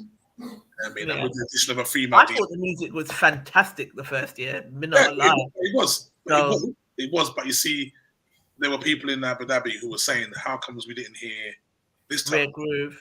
a rare groove, no vibe? How can you take the whole amount of people out to Abu Dhabi and not hear that?" And I know it's not really fully our bag, but for the people who were maybe staying there and were paying their money to come in, and UK DJs come into Abu Dhabi, we needed to give them what they needed, and we didn't give them any. So this year, yeah, they played good. Played well. Because I remember, like, when you lot play well, it, like I've always said, it's magical. And when it can be hit and miss sometimes, like the last time we was out, I swear to God, Nikki acted out what I was thinking at that time. Like, DJ played the song and Nikki was just like,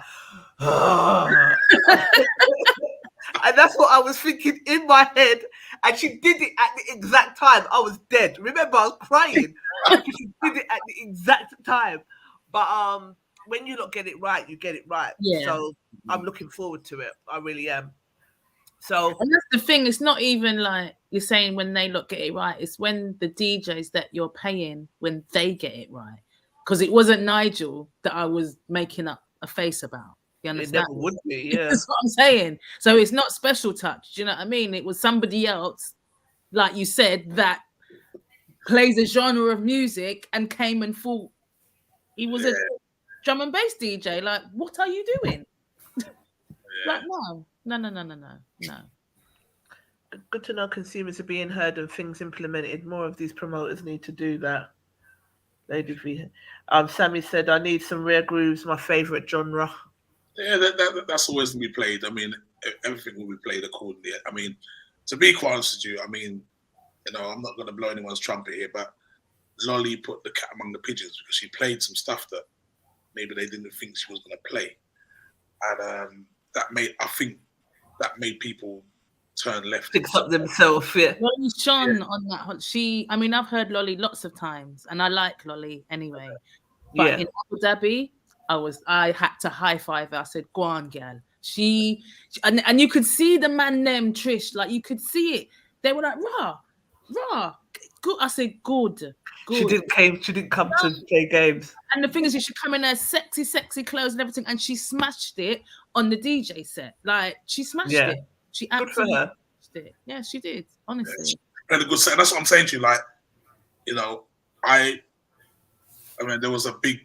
I don't know if you remember the first year. There was a big debate about. I remember female teachers, and I don't have no pressure about anything, and I don't bring people just because you're female or you're male or because it's a done thing to do.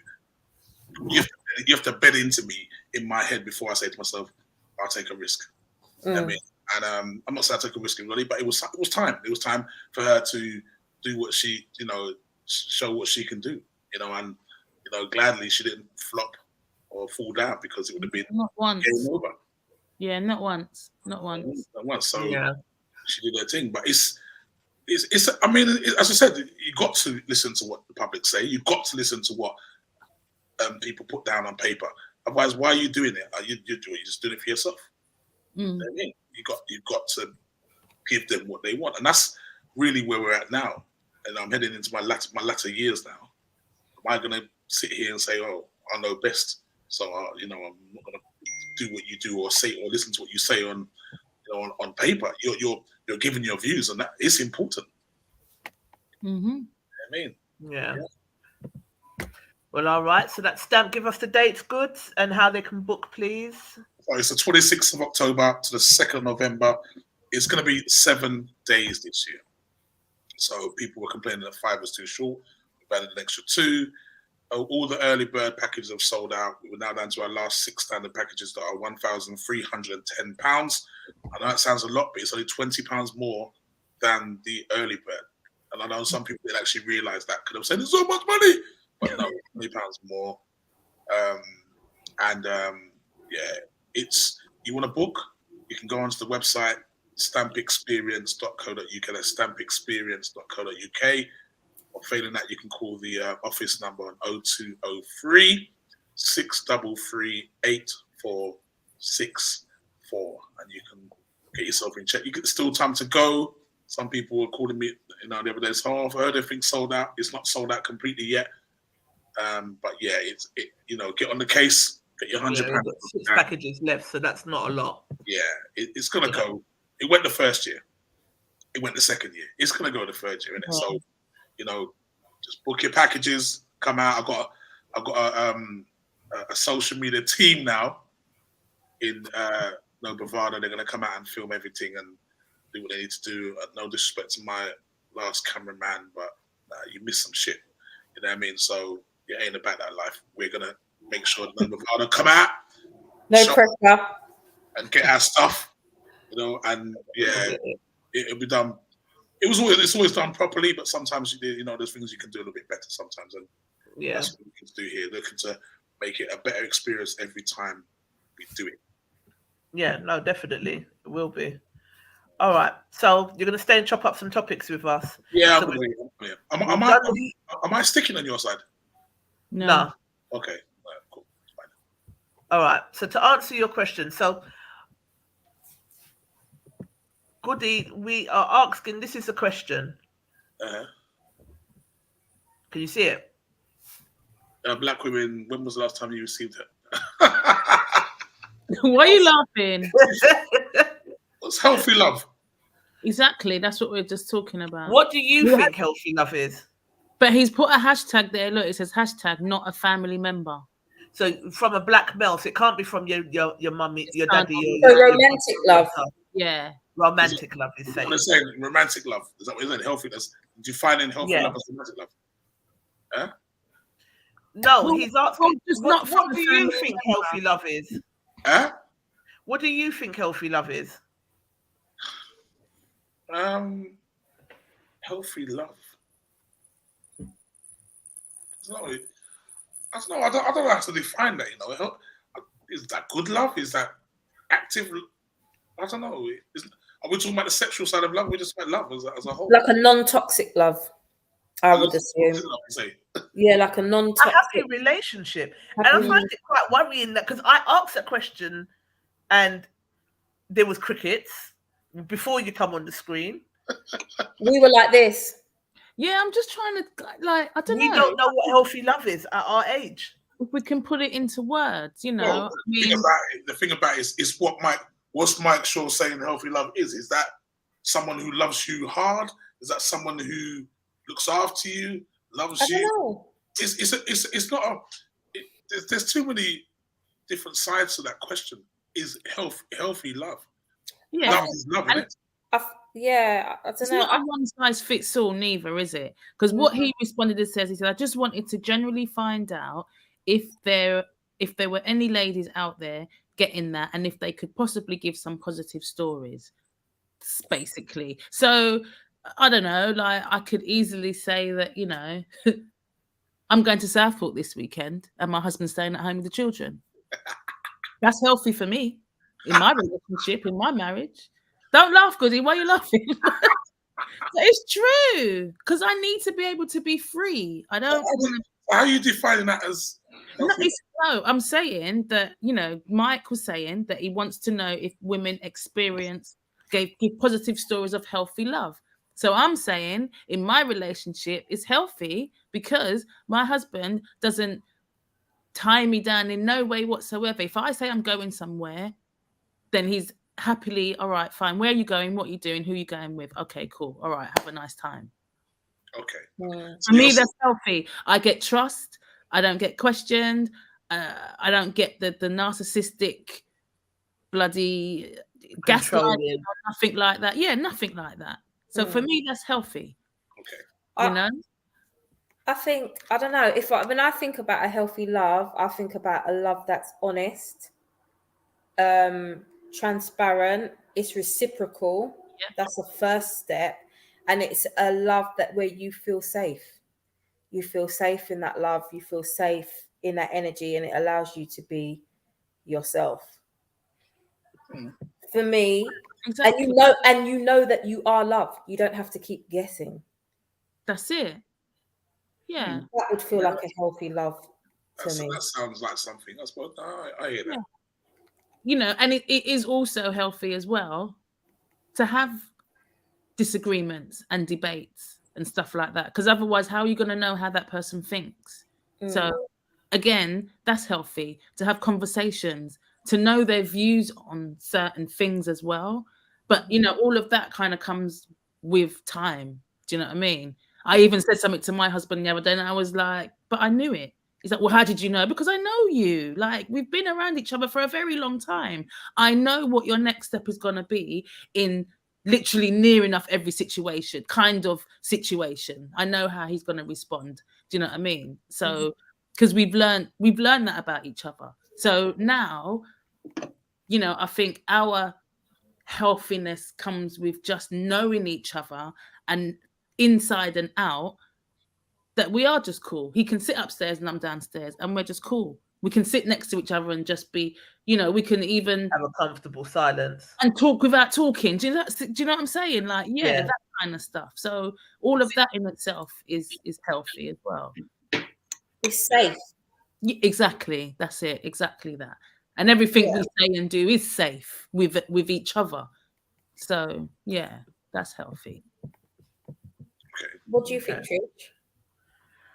I think it is all of what you said, really, allowing your partner to be themselves and you being allowed to be yourself around them, being comfortable but not comfortable to the fact that You're we never get that comfortable, do we? But I think feeling safe, knowing your partner, I think is healthy. But like I go back to feeling safe and feeling loved and knowing that someone's got your back, knowing that you've got someone that you can depend on and vice versa. I'm too old for wondering where my man is at, or you know, the getting the phone calls. I'm too old for all of that bullshit. So to me, that's unhealthy. You're laughing because you know I've received a few. Do you remember one time? I've got to tell you this story, right? One time I got a phone call, and the person was abusing me on the phone, but it was they was like something. They said something about being with their man, and I was like, "Who's your man?" And they said, "Well, I know where you live," and I was like, "You know where I live? We're going there. Come to my house if you're bad. You don't know what I'm. Come to my house if you're bad." And there was just something along the lines of, "What was you doing?" Something with being with me, and I said, "Oh, your man was looking at me because your pussy stinks." then the phone cut off. That's why the police come to your house. Don't trouble me, innit? Don't trouble me. So I said something, don't phone my phone on that bullshit, innit? And then the phone cut off, and then the phone rang back, and I could just hear Bear laughing in the background. It was Gunshot playing the recording. I was like, "Gunshot, why did you do that?" And he was like, "Because I knew that I was going to get that reaction. You got no fucking behavior. That's your problem." Oh, hilarious. It was Gunshot because he was like, he just wanted to see what my reaction was going to be playing the recording. But I say all of that to say that was a joke, but I've had the actual call as well, a couple of times. Too old for that. I want someone who's got it out of their system, someone that is honest, someone that is ambitious, someone that's an effective leader and allows me to be the same, because guys get triggered by the word alpha female in our group. I've noticed that they get really triggered, like there's no such thing as an alpha female, whereas I think there's a yin and a yang to everything. I think if there's an alpha male, there's got to be an alpha female. If there's a beta male, there's got to be a beta female. Male, female, black, white. There's but I still think the alpha female would submit to her alpha male if he's an effective leader. just Yeah. is what it is. So I think the bottom line is, like when we was talking earlier about the farting and the period blood and all of the rest of it, I couldn't be with somebody who shamed me for something that happened naturally to me as a woman. So to me, that's unhealthy. So again, just allowing me to be me, allowing them to be them, and us like having our comfortable silences and knowing each other, not having each other's back. So yeah, that's what I deem as healthy love. So what did our crew say?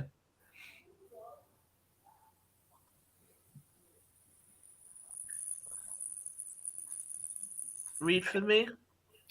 Someone, please. I'm just gonna go and get some lemonade. I'm addicted to lemonade at the moment. That's got to stop. Oh, is it? Oh. Vanessa Myers. Can you see it properly now, or do you want me to read it? I can see it a little bit. It's the struggle. All right, go on. All right, Vanessa Myers said it's still on its way. Yeah. Andre said never. And Jason has asked, define healthy love. I'm not sure what Mike responded. Vivi said recently. That's good. Leslie said, I want one that I can give some to. Where are they? So Earl's obviously looking woman, yeah? Day said, I pray for it, but the unconditional love I receive from my father, brother, and my uncles, I'm more than grateful. Nah, it's not the same. It's not the same.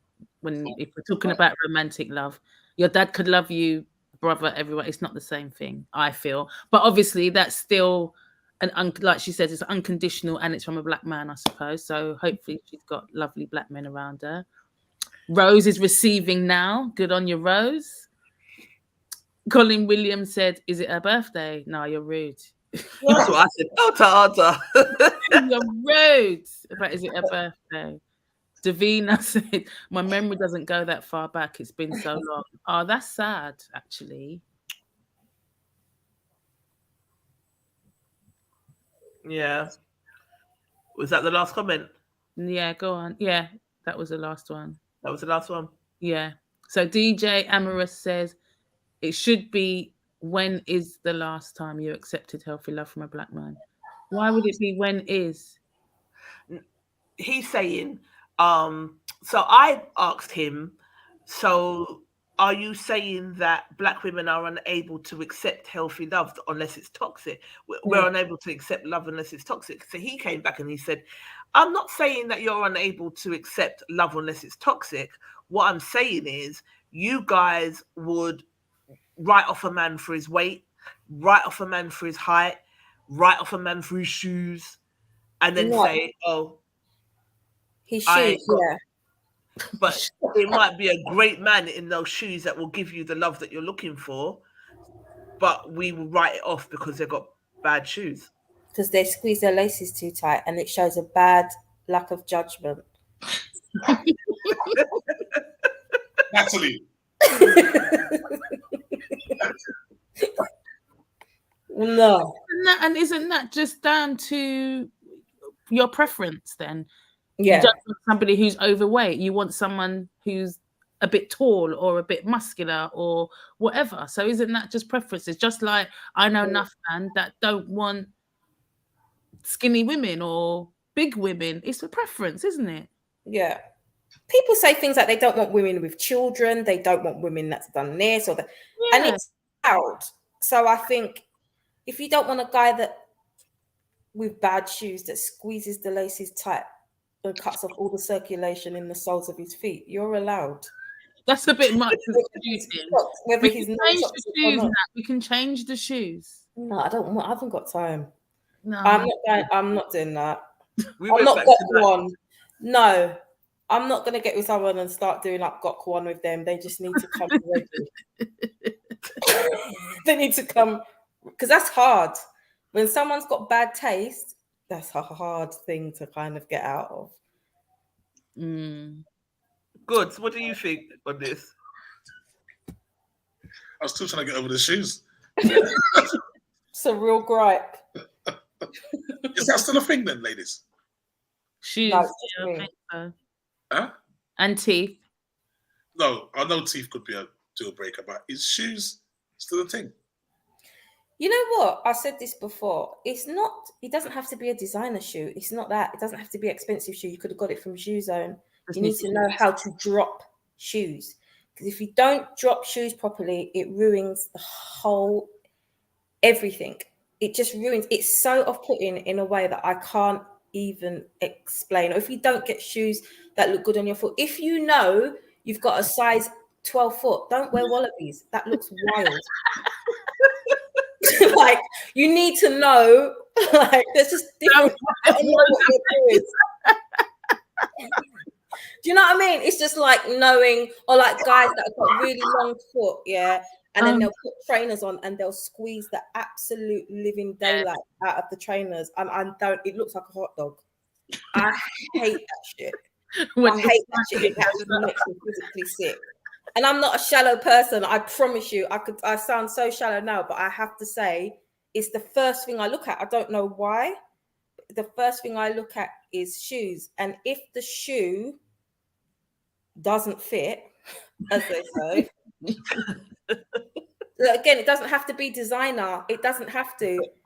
But when you're wearing like Crocs with a pair of skinny jeans, I question your line of thinking. Yeah, no, I agree. You know what I mean? Or if you're wearing really like trainers and you're squeezing really tight, I'm questioning what you were thinking. Or did you look at that and you thought that was all right and you left the house, you thought everything was gravy? Like, what is the problem? There's other issues there. Okay, yeah. Yeah. Do you know what I mean? No. Okay, yeah. So we went back to go on. Shoes could be a deal breaker. Sorry, say that again. You're saying that shoes could be a deal breaker. Yeah, most women were saying that when we put it up in the group the other day. So does the men feel the same way then? You tell me. Well, I know you're a little bitch sometimes. You look at girls' dress. No, Goody. We've had Goody's a little bitch when he's ready. Goody. Hair. Goody will say she can't walk in her shoes. It's terrible. She wore that a few times, you know. Yeah. A few Goody times. would do it. Yeah, men do it. Men do watch shoes. I've had men comment on my shoes, tell me they always see me in sexy shoes. So I think men watch aesthetics just as much, if not more. I think men are more shallow than women. Men do that with hair and shit like that as well. Yeah, they just do it with other things as well, I think. Yeah, I for me, I think I know a bit too much about women's stuff. Yeah, that's what I've been told anyway. I know too much about women's stuff, but that's something that the personal preference of growing up and looking at seeing how people go out, and I think for me, it's like Natalie was saying about a man tying up his shoelaces too tight and squeezing his foot. The worst thing for me is when the woman's toes come out the bottom of her shoe. Across the floor. She's too short. You know what I mean? I've seen a lot of that in some dances. Yeah, me too, mate. Yeah. Lots and Yeah. lots. I know. So that would be a deal breaker for you. You don't like a big forehead, do you? Neither, Goody, do you? There's a lot of people like. So list some of them for me. What don't you like? There's a lot of things I don't like, but there are, as you were saying, sometimes if you don't, what's what I'm looking for? If you don't, you can't have everything in your box. Yeah. You got to have some things that can stick by, but there's some things that are just non-negotiables. Yeah, your deal breakers. What are your deal breakers for you, Goods? Huh? What are the deal breakers for you? What will make you say absolutely not and turn the other way? A woman that can't dress is dead out here for me. Like, a woman whose hair is can't work with her either. the package has got to be, you know, and this is the thing about men. We are a bit shallow like that, and obviously we also look at things in a different manner. If the package ain't right, then we don't want it, because the package could be great, but the inside could be dead out here. You understand? Yeah. So, What's not can dress though? huh? What's not can dress? Is it Right, like so- your personal preference of style, or someone that genuinely can't dress and looks No. like a hot fucking mess every time they go out? More for me is as you made a valid point. You said that if a man was wearing shoes that were from Shoe Zone, as long as he wore them correct, it wouldn't bother you. Yeah. Well, I'm have the same thing, but I know what's cheap, what's shit, what don't look right, and ain't meant to put on your body. So I can sit and look at that and say, "No, you're dead out here." I wouldn't even look at that. You know what I mean? Mm-hmm. So I mean, I reference to I don't know if Natalie's old enough to know, but I reference to a shop back in the day in the West End used to be called What She Wants. Oh my gosh. Yeah. I remember what she Natalie's was. too young for that, isn't I it? am, but I do know Risky. Do you know that shit? Same thing. That's the up to date, like Yeah, same thing. That stresses me out. If you go in there, or Green High Road. very risky. Very, very risky. Yeah, so you have a picture of what you want in it, and obviously when a man sees a woman out or wherever he sees her, that outdoor package is what's drawing him to see her. So, and just like how you say, shoes, obviously dress or whatever she's wearing, trousers and thing is what's gonna make you say to yourself, well, we're gonna make you talk to her or not talk to her. I mean, so you know, you could meet a girl that's looks like the dog's bollocks, and she opens her mouth and you think, oh fuck that. You know what I mean? So sadly, there's a lot of, and I think that's the pressure of people meeting men and women meeting and men meeting women. You could fall in a space of 5 minutes. You don't even know if you're falling. You know what I mean? Yeah. It just whip you the fuck off. You know what I mean? Like, what happened there? You know what I mean? So and that's why I kind of look at it and say, so when women say to me, oh, there's no one out there for me, or no. Sometimes it could be that you're being you're being a bit too picky because you're not at that level. You know what I mean? That's the woman that, you know, bring your shit down because you're not that great out here. You know what I mean? So, you know, he's a good catch for you. Oh gosh, you sound like Kevin Samuels. Yeah. I'm not saying that. Oh, What do you think about women that wear crop tops with not a flat belly? To wear crop tops with not fat belly. Yeah. Why are they doing that?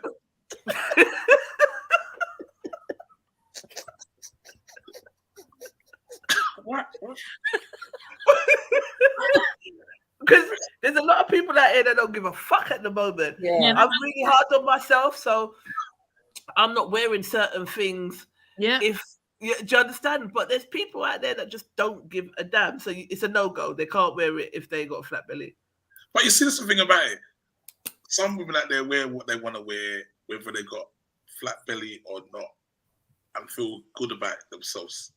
But that would be a massive turn off for me. What about if she has got a fat belly And she's wearing a crop top. and she doesn't wear a crop top, but she has got a fat belly, but she knows how to dress? Speaking for myself. Natalie. What happens then?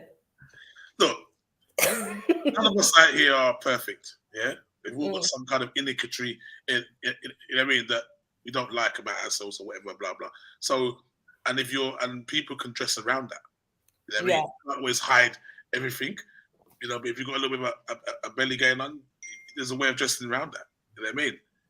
And it's down to personal preference in some aspects. Some people don't give a damn. You know, you've been to some of those dances there where some of the yard dances where the woman look like she's about to explode, but she's wearing a tight. You know what I mean? The tights of dresses and pasta everywhere, but she feels that she's feeling herself, innit? So And she ain't wearing nothing but a fishing net. right, I'm telling you. and she's feeling herself like and talking to the camera.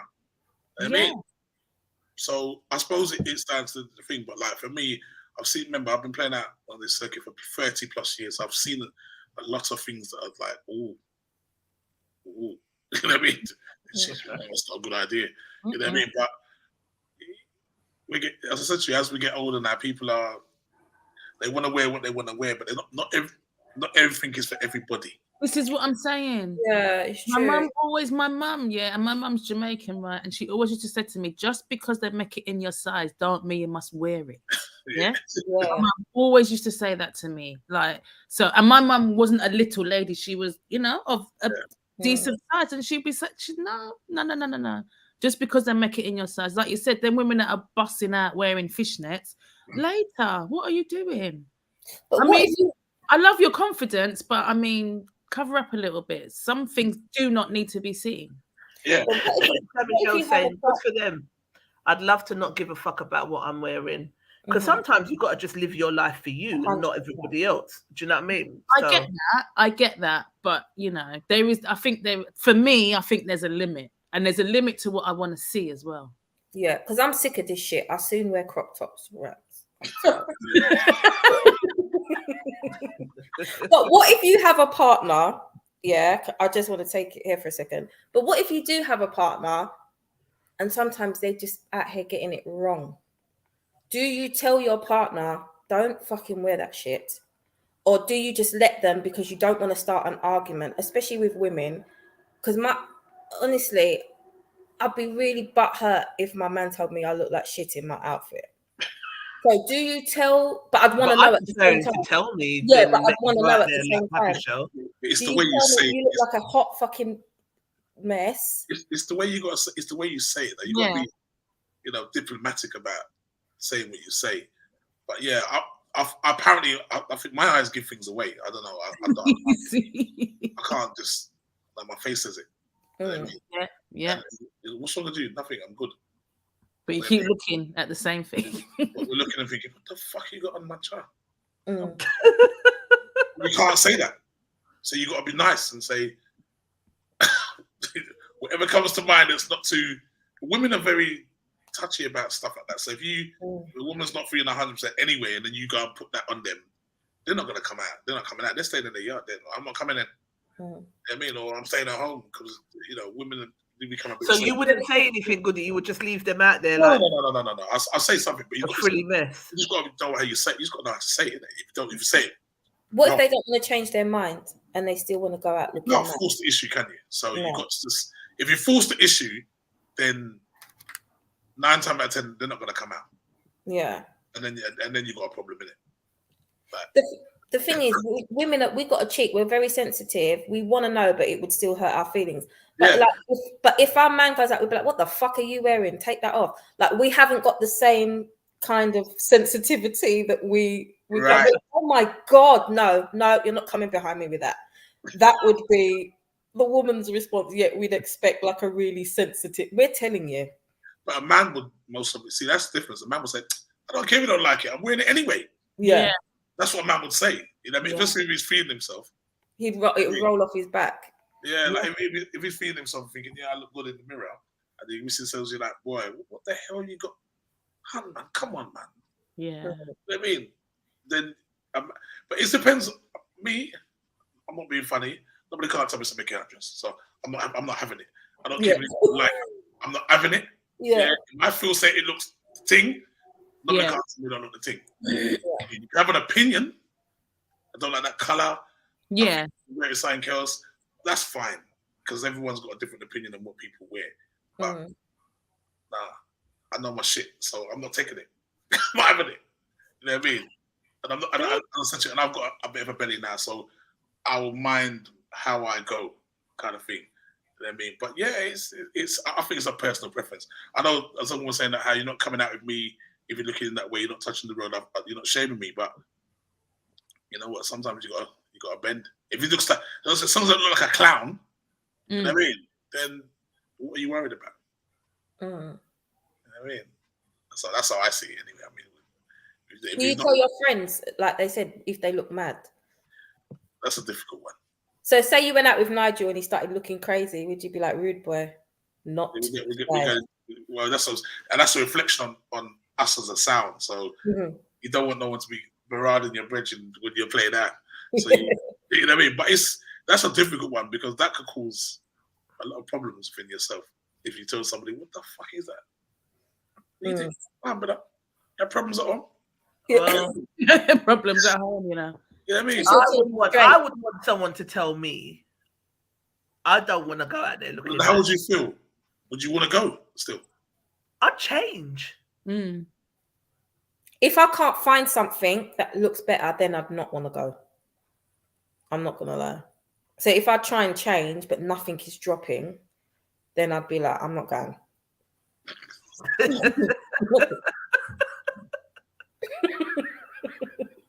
I'm not going. I don't know. Trisha will tell you straight, no. Because I think it's a reflection on the crew. I love when we all go out and everyone looks fire, and we just all, you know what I mean? Everyone's just nice, and we go and we light up the dance, and everyone looks nice. I like that. I'm not that friend that would be like, "Oh, she looks mad," but I'm not that girl, and I don't want them girls there around me either. Tell me if something's wrong. Don't make me go out there and look like a fucking clown out here in these streets. Don't do that. You're not my friend if you do that. Much less my partner. I would expect my partner to say, "Babe, I've seen you look better." No, Do you know what I mean? Like, it's nice, but I've seen you look better. Maybe try. There's ways that you can say it. Not take that fucking shit off. Yes, that's gonna hurt my feelings. But I would prefer, because I'm an honest person, and like I said, when I'm giving feedback, it's never from malice and it's never from a bad place. It is because I don't think my friend looking good is going to take away my shine. In fact, I think if we're all shining, we're going to just be a big bright ball of sunlight together. So I'm not going to have my friend out in these streets looking crazy, but I look good. It's not my style. No. So especially if something's not flattering, I need to know. Yeah, that's it. I need to know it's not flattering now, because I need to know what it looks like from the outside eye. TLC said it doesn't matter how you say it, you'd always be in the doghouse. Nah, man, I would prefer my guy to say to me, "Babe, see when you wore so and so, you look fired. This not so much." I'd prefer that. It might hurt a little bit, but it will hurt more if you go to the dance and people was like, "What the fuck was that she was wearing? Did you see the idiot?" It will hurt more when I see the pictures the next day. That's what always hurts. And then you see yourself, let alone what people have to say. I take fashion seriously anyway. Exactly. And it's funny to see when me and the husband are going out together, we actually discuss what we're going to wear. Right. We talk about it. Like, what are we going to wear? What are you going to wear, babe? You'd be like, I don't know. You know, so we kind of know what each other's going to wear. And there has been days where he's like, "Nah, not that one, Nick. No, don't put that one on." I'll be like, "All right, which one then? You choose." So we kind of like, you know, or he might wear a pair of shoes. I'll be like, "No, I don't like them shoes. Don't wear them shoes," you know, but it's just because I don't like them shoes. The shoes ain't brought down or mashed down or nothing like that. I just don't want you to wear them shoes today. Wear them when you're out with the man then. When you're with me, wear these ones. I want you to wear these ones. You know what I mean? Asadi's saying to the ladies, does the same apply to makeup? Because I've seen a few sites. What do you mean? Yeah, what do you mean? You mean, do we tell each other if our makeup looks off key? Absolutely. Oh, that's the first thing. 100%. We'll be like, blend that shit up, pal. I'm telling you. Or you just get it like, babe, hold on. Let me just, you know, you do a little blending and yeah.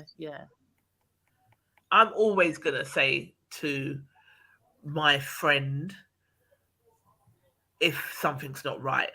I know sometimes like personal hygiene can be difficult to discuss, all those kind of things, but I would prefer it to come from someone I love, for someone to tell me, than for it to be chatter road and no one said nothing to me. I'd feel worse about that. Yeah. Especially if you were involved in chatter behind my back and no one said nothing to me. That'd fuck me right off. Do you know what I mean? It pissed me right off. So, nah. I definitely think it's better said than not said. But we were talking about healthy love, weren't we? So Yeah. That's a form of healthy love. honesty. Yeah, honesty. Yeah, that's right. That's a form Hang of on, health. let me just remove this comment so we can see Goody's face when I go. Hang on, hide. When we go to the right. So honesty and telling your partner how to dress. So would you guys get with someone that you wasn't really feeling their dress sense was a little bit off, but you think you could probably navigate them, or is it a straight deal breaker, bad dressing? Depends how far in you are. Remember, it was Yeah. actually first impressions last. They do. I Yeah. went on a date. And I think a lot of women are very dismissive of men if they meet them for the first time. I mean, all right, for instance, let's say you met this guy in a party or whatever it may be. That's usually the usual consensus, yeah. And then you dance, you've had a good time, and then you exchange numbers, and then you're about to meet up for, I don't know, a drink in a bar or dinner or whatever it may be, and then he turns up at your, some women are funny, they don't want you to turn up the house, so you meet up on level grounding, and he comes at the train station or comes at the car and he's wearing some terrible shoes, some fucked up trousers, and a bright coloured shirt. You're not trying to work out how you can get out of dinner, innit? Yep. There you go. So how do you school that guy into wearing the right clothes when it's usually the first or second meeting? Like, what do you say? No. Like I said, you don't want to be got one. You kind of want someone that just kind of has some kind of aware. It shows like a real lack of awareness, though. Yeah, if you look wild in what you're wearing. I had a date ages ago, and this guy came on the date with these baggy jeans. He looked like something out of 50G Unit back in the day. No. Baggy jeans, a long puffer coat, Tims that were open. Oh, stop. This is in 2023. And I went by force, by the way, just to not be thingy. Tim, you know the nightmare one, Trish, that came to the studio. I was just trying to think, who is that? And then I just as you said, yeah. No, and the coat was dirty. Oh, no. Oh, why, homeless man? So you already look like Jada Miss, and then your coat was dirty. And I just thought, what century are you in? And why is your coat dirty on a date? Why is your big long puffer coat that you've got on a date with your big open Tims that you're not doing the laces for, you've just opened them, and your big baggy jeans and your coat is dirty? I just was embarrassed. Did you go on a date? I was on the date. Oh. He turned up. He turned up looking like that. He turned up looking like it was just awful. And then, and what I'm saying is, I was like, don't be shallow, don't be a bitch, don't be a bitch, don't be a bitch, don't be a bitch. But he was such a dickhead. On top of it, yeah. On top of it, like, so it was just like, no, this is why you're shut. This is why you're bitch.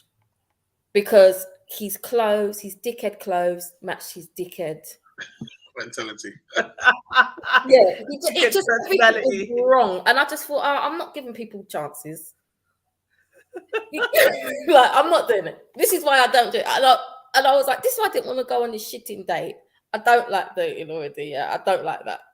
And I just went because I was like, no, it was literally like, be more option. And then it was just the worst thing. The shoes were wrong. The clothes were wrong. You wore a big long puffer coat, a big long sleeping bag one, fine.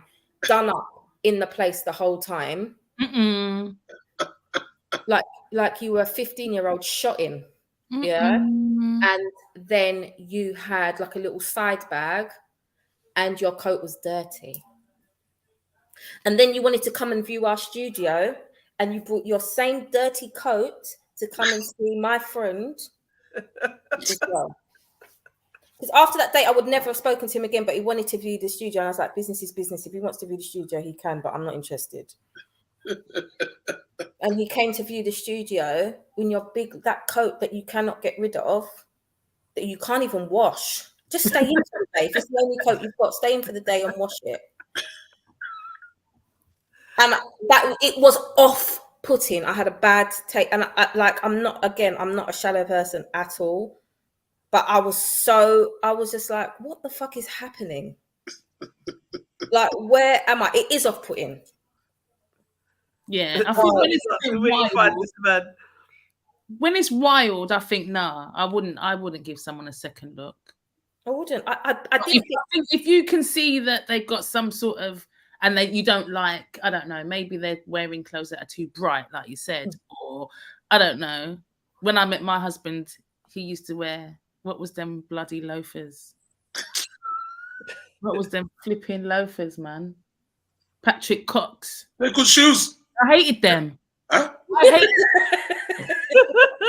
I hated them. When you met your husband, Patrick Cox was like wearing the boutons, yeah? Not playing thing around here, you know. Oh, because you had some, yeah. Yeah, that's why it's riding for them hard. I remember when you got. I didn't like them, and some of the shades that he like. Some of them, I was like, please, no, please, not the Patricks. Not the Patricks. And that's what I was when I first met him. I thought, oh no, and I remember saying to Dee, oh no, he's got them shoes on. He had them shoes on. What colour were they? I don't know. See, he had 2-3 different ones that I seen about 2-3 of them, and I was just like, oh no, another color. Oh my god. Just fill you with like thread. Oh, I'm sure I'm sure he had like a silvery sort of. Ooh, no, I never. Yeah, but you know he's different with his shoes, and he likes to be different with his shoes, which I know now. He likes to be very different, but I was like, nah, bruv. I wasn't riding for them shoes, you know. And I know they were expensive, and I know they were the in thing, and I know all of that, but I just didn't like them. I didn't like him. But I'm sure if you speak to him, he'll probably say, yeah, and you used to wear that I didn't stand, but it's cool. It's all right. We're still here. Have you been out with anybody where you've been like, what in the world is going on here? Because they wouldn't get past the gate. Because you're a style person as well. Definitely. So how does that go for you? Is that not off-putting?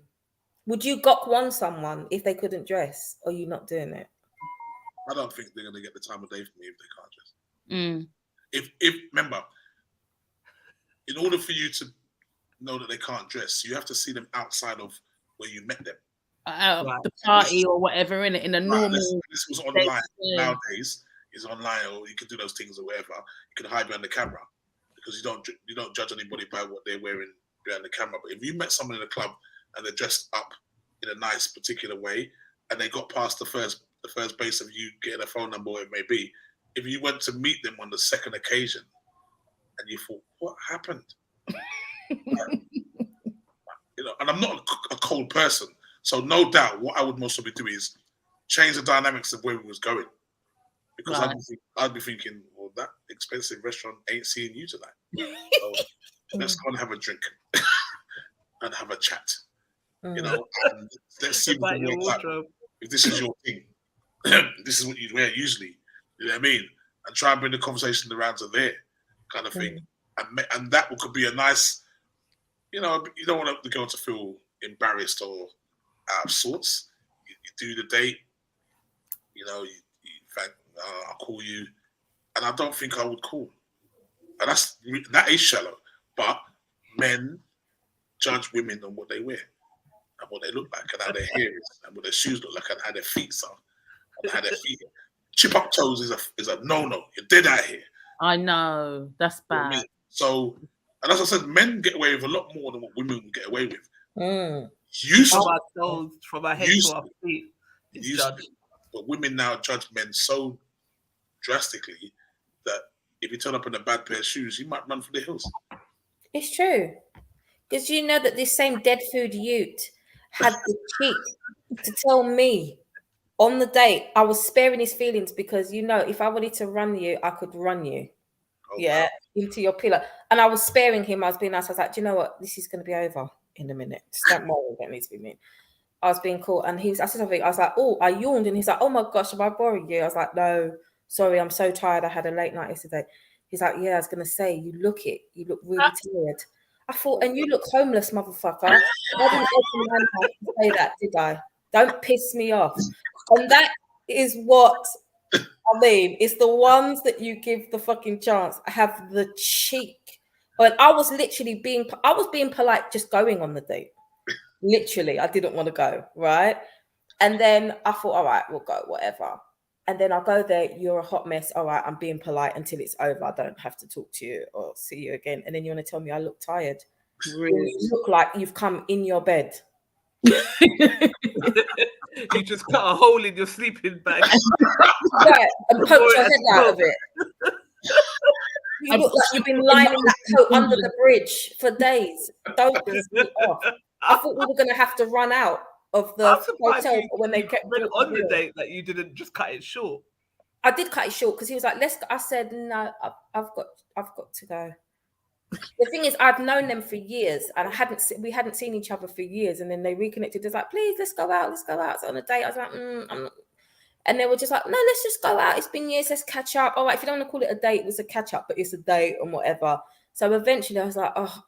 I went, and all my friends were like, "Just go. What is the worst that can happen? You just don't like to go nowhere. Like, just go. What is the worst?" And this is why you got a list to go. Went. And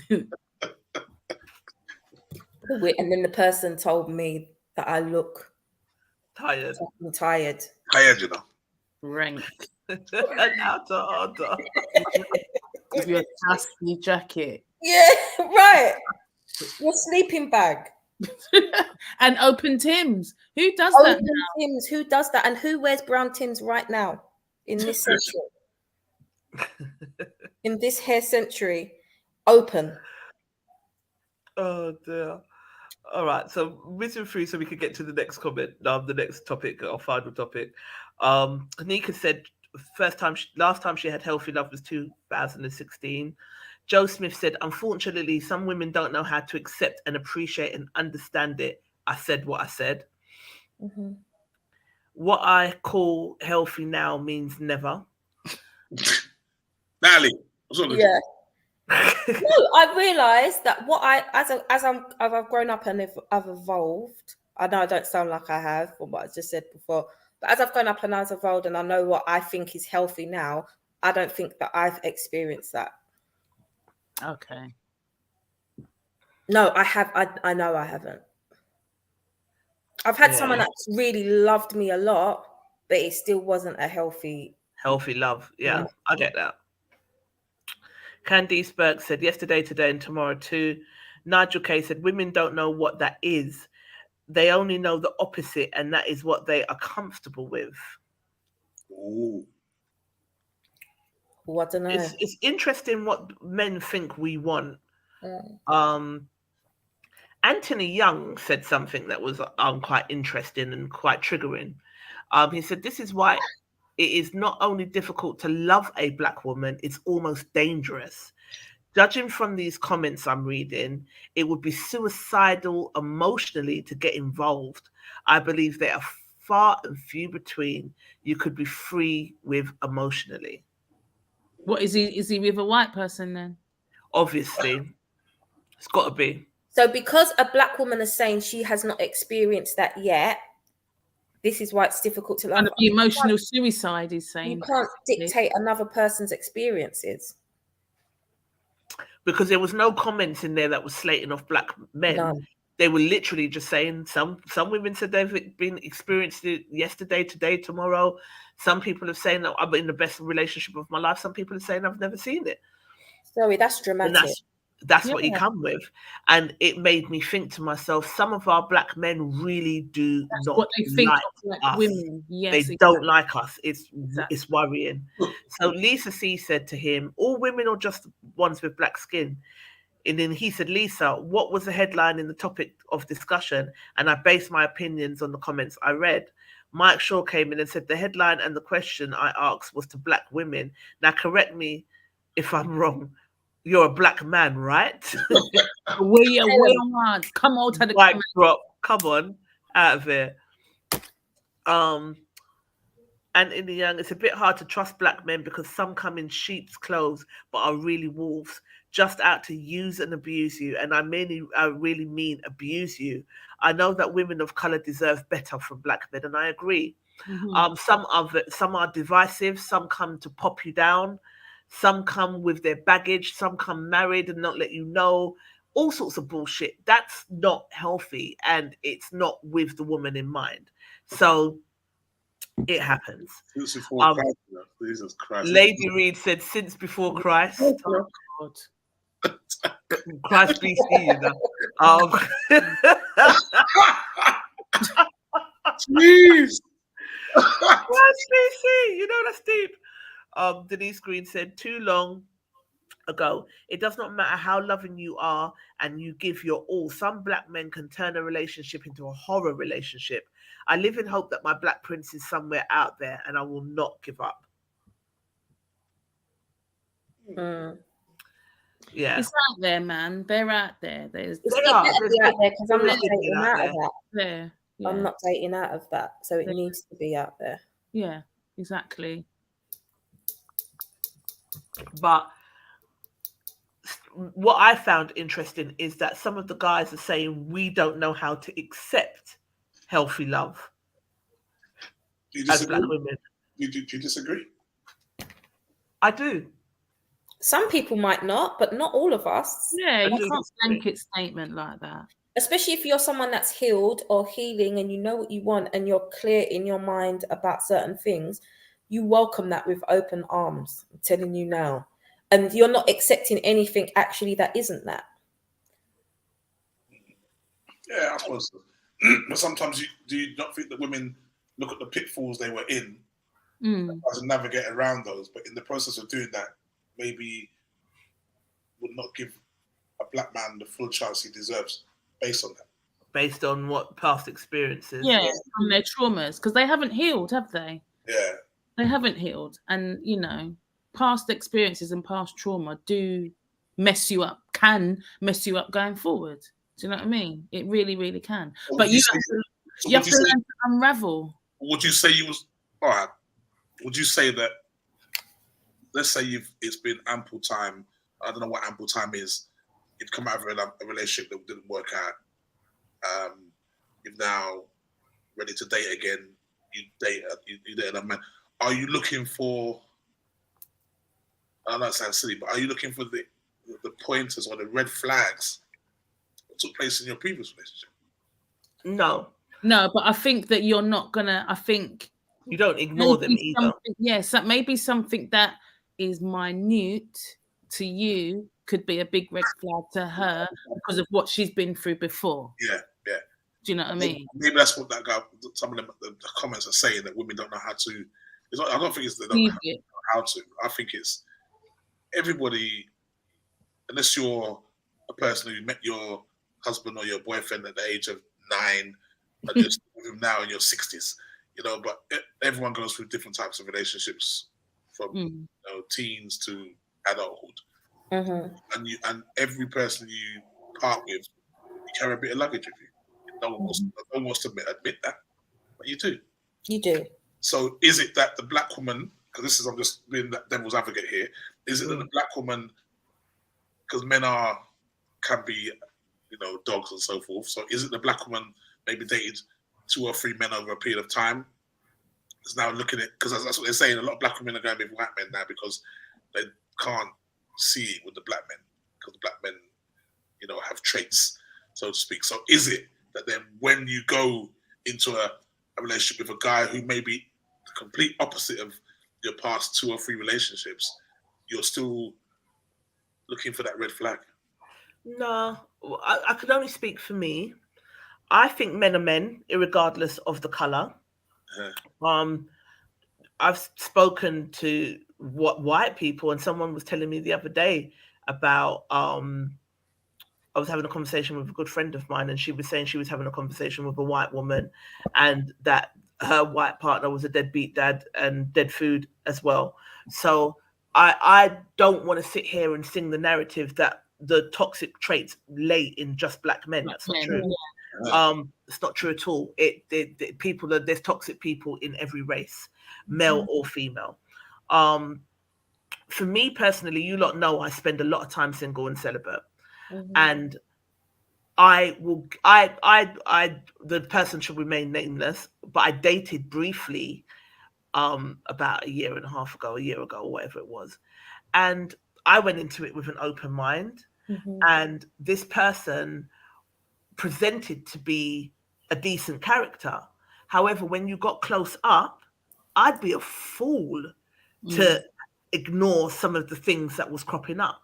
So it's not that I was carrying things from other relationships. It was there. So I cut. Do you understand what I'm saying? But I gave a chance. I went into it with an open mind and I gave a chance. But I suppose wisdom and experience, you learn to recognize certain things. So I think if you sit around and allow people to do certain things and then turn around and say, oh, he did this to me and he did that to me, where's the accountability for yourself? At what point do you take charge of your own intelligence and put that to exercise that right? You can't sit there and be like, oh, well, this don't add up, that don't add up, but I'm gonna just see where it goes, and then disrespect on top of disrespect on top of disrespect later, then turn around and say, oh, well, he was a fucking arsehole, he was this and he was that, when actually you ignored what was in front of you. You ignored what was in front of you. So it's not that, for me personally, it's not that I go in looking for it, but if it presents itself, I don't ignore them. And let's not forget, carrying on from what Trisha said about ignoring red flags, when we do ignore the red flags or get with someone and it's a disaster and we might end up either single with them or even single with children coming out of that, a lot of men, especially in our group, will tell us, you don't know how to pick. You pick them. Right, man. So it's like, what is the balance of discernment? Like, where does discernment come in and kind of not working off trauma? That's what I don't know. That's what I think. I think I'm definitely more open-minded. I'm absolutely more open-minded now, but I'm not going to overlook anything that's alarming to me. Yeah. And little things are not alarming to me. But when there's too many things, I'm like, that niggle. Or when there's certain things and you try and keep an open mind. So I think it's just trying to have that balance and trying to assert your kind of discernment. It's like having a level of discernment and knowing yourself. That's why I think really, until you heal or you're on a good path of healing, because you never stop healing, you shouldn't really date. It's already hard to navigate, and you can get lost in that. So you've got to be in a good place, I think, or in a better place, or at least in a place of healing to be dating out here, because it's hard fucking work. It's hard work. And like Trisha said, I'm not going to lie, I feel like Trisha was open-minded, very open-minded. I was. And you would never, I encouraged that situation, even myself, because I thought, yeah, but I would never in a million years have believed what was going on. Oh, okay. Can you turn it off for me? All right. Bless her. Say hello, Mum. Hello. Hello. Yeah, no. But yeah, it really is coming on from the box upstairs. Sorry, Mum. Turn it off for me if you got. We're soon done anyway. But yeah, no, you give a chance, but you don't ignore your own. You don't discard your intelligence. Yeah. And then turn around and blame the character and say, "Oh, he done all of this stuff to me." At what point did you put a stop to it? Yeah. So it's about taking accountability for what happens in your own life, I think. But I do think, because I spend so much time single and celibate, I've had a lot of time to think, heal, reflect, grow. So now I've got enough faith in my own ability to test something out. And if it doesn't work, I'll be vexed or I'll be hurt for a period of time, but I know I'm going to get over it and I'm going to keep pushing. Yeah. So it's, and you, I think it shows growth as well when you go into something and you think, I'm not about to do that cycle again. That's growth within itself.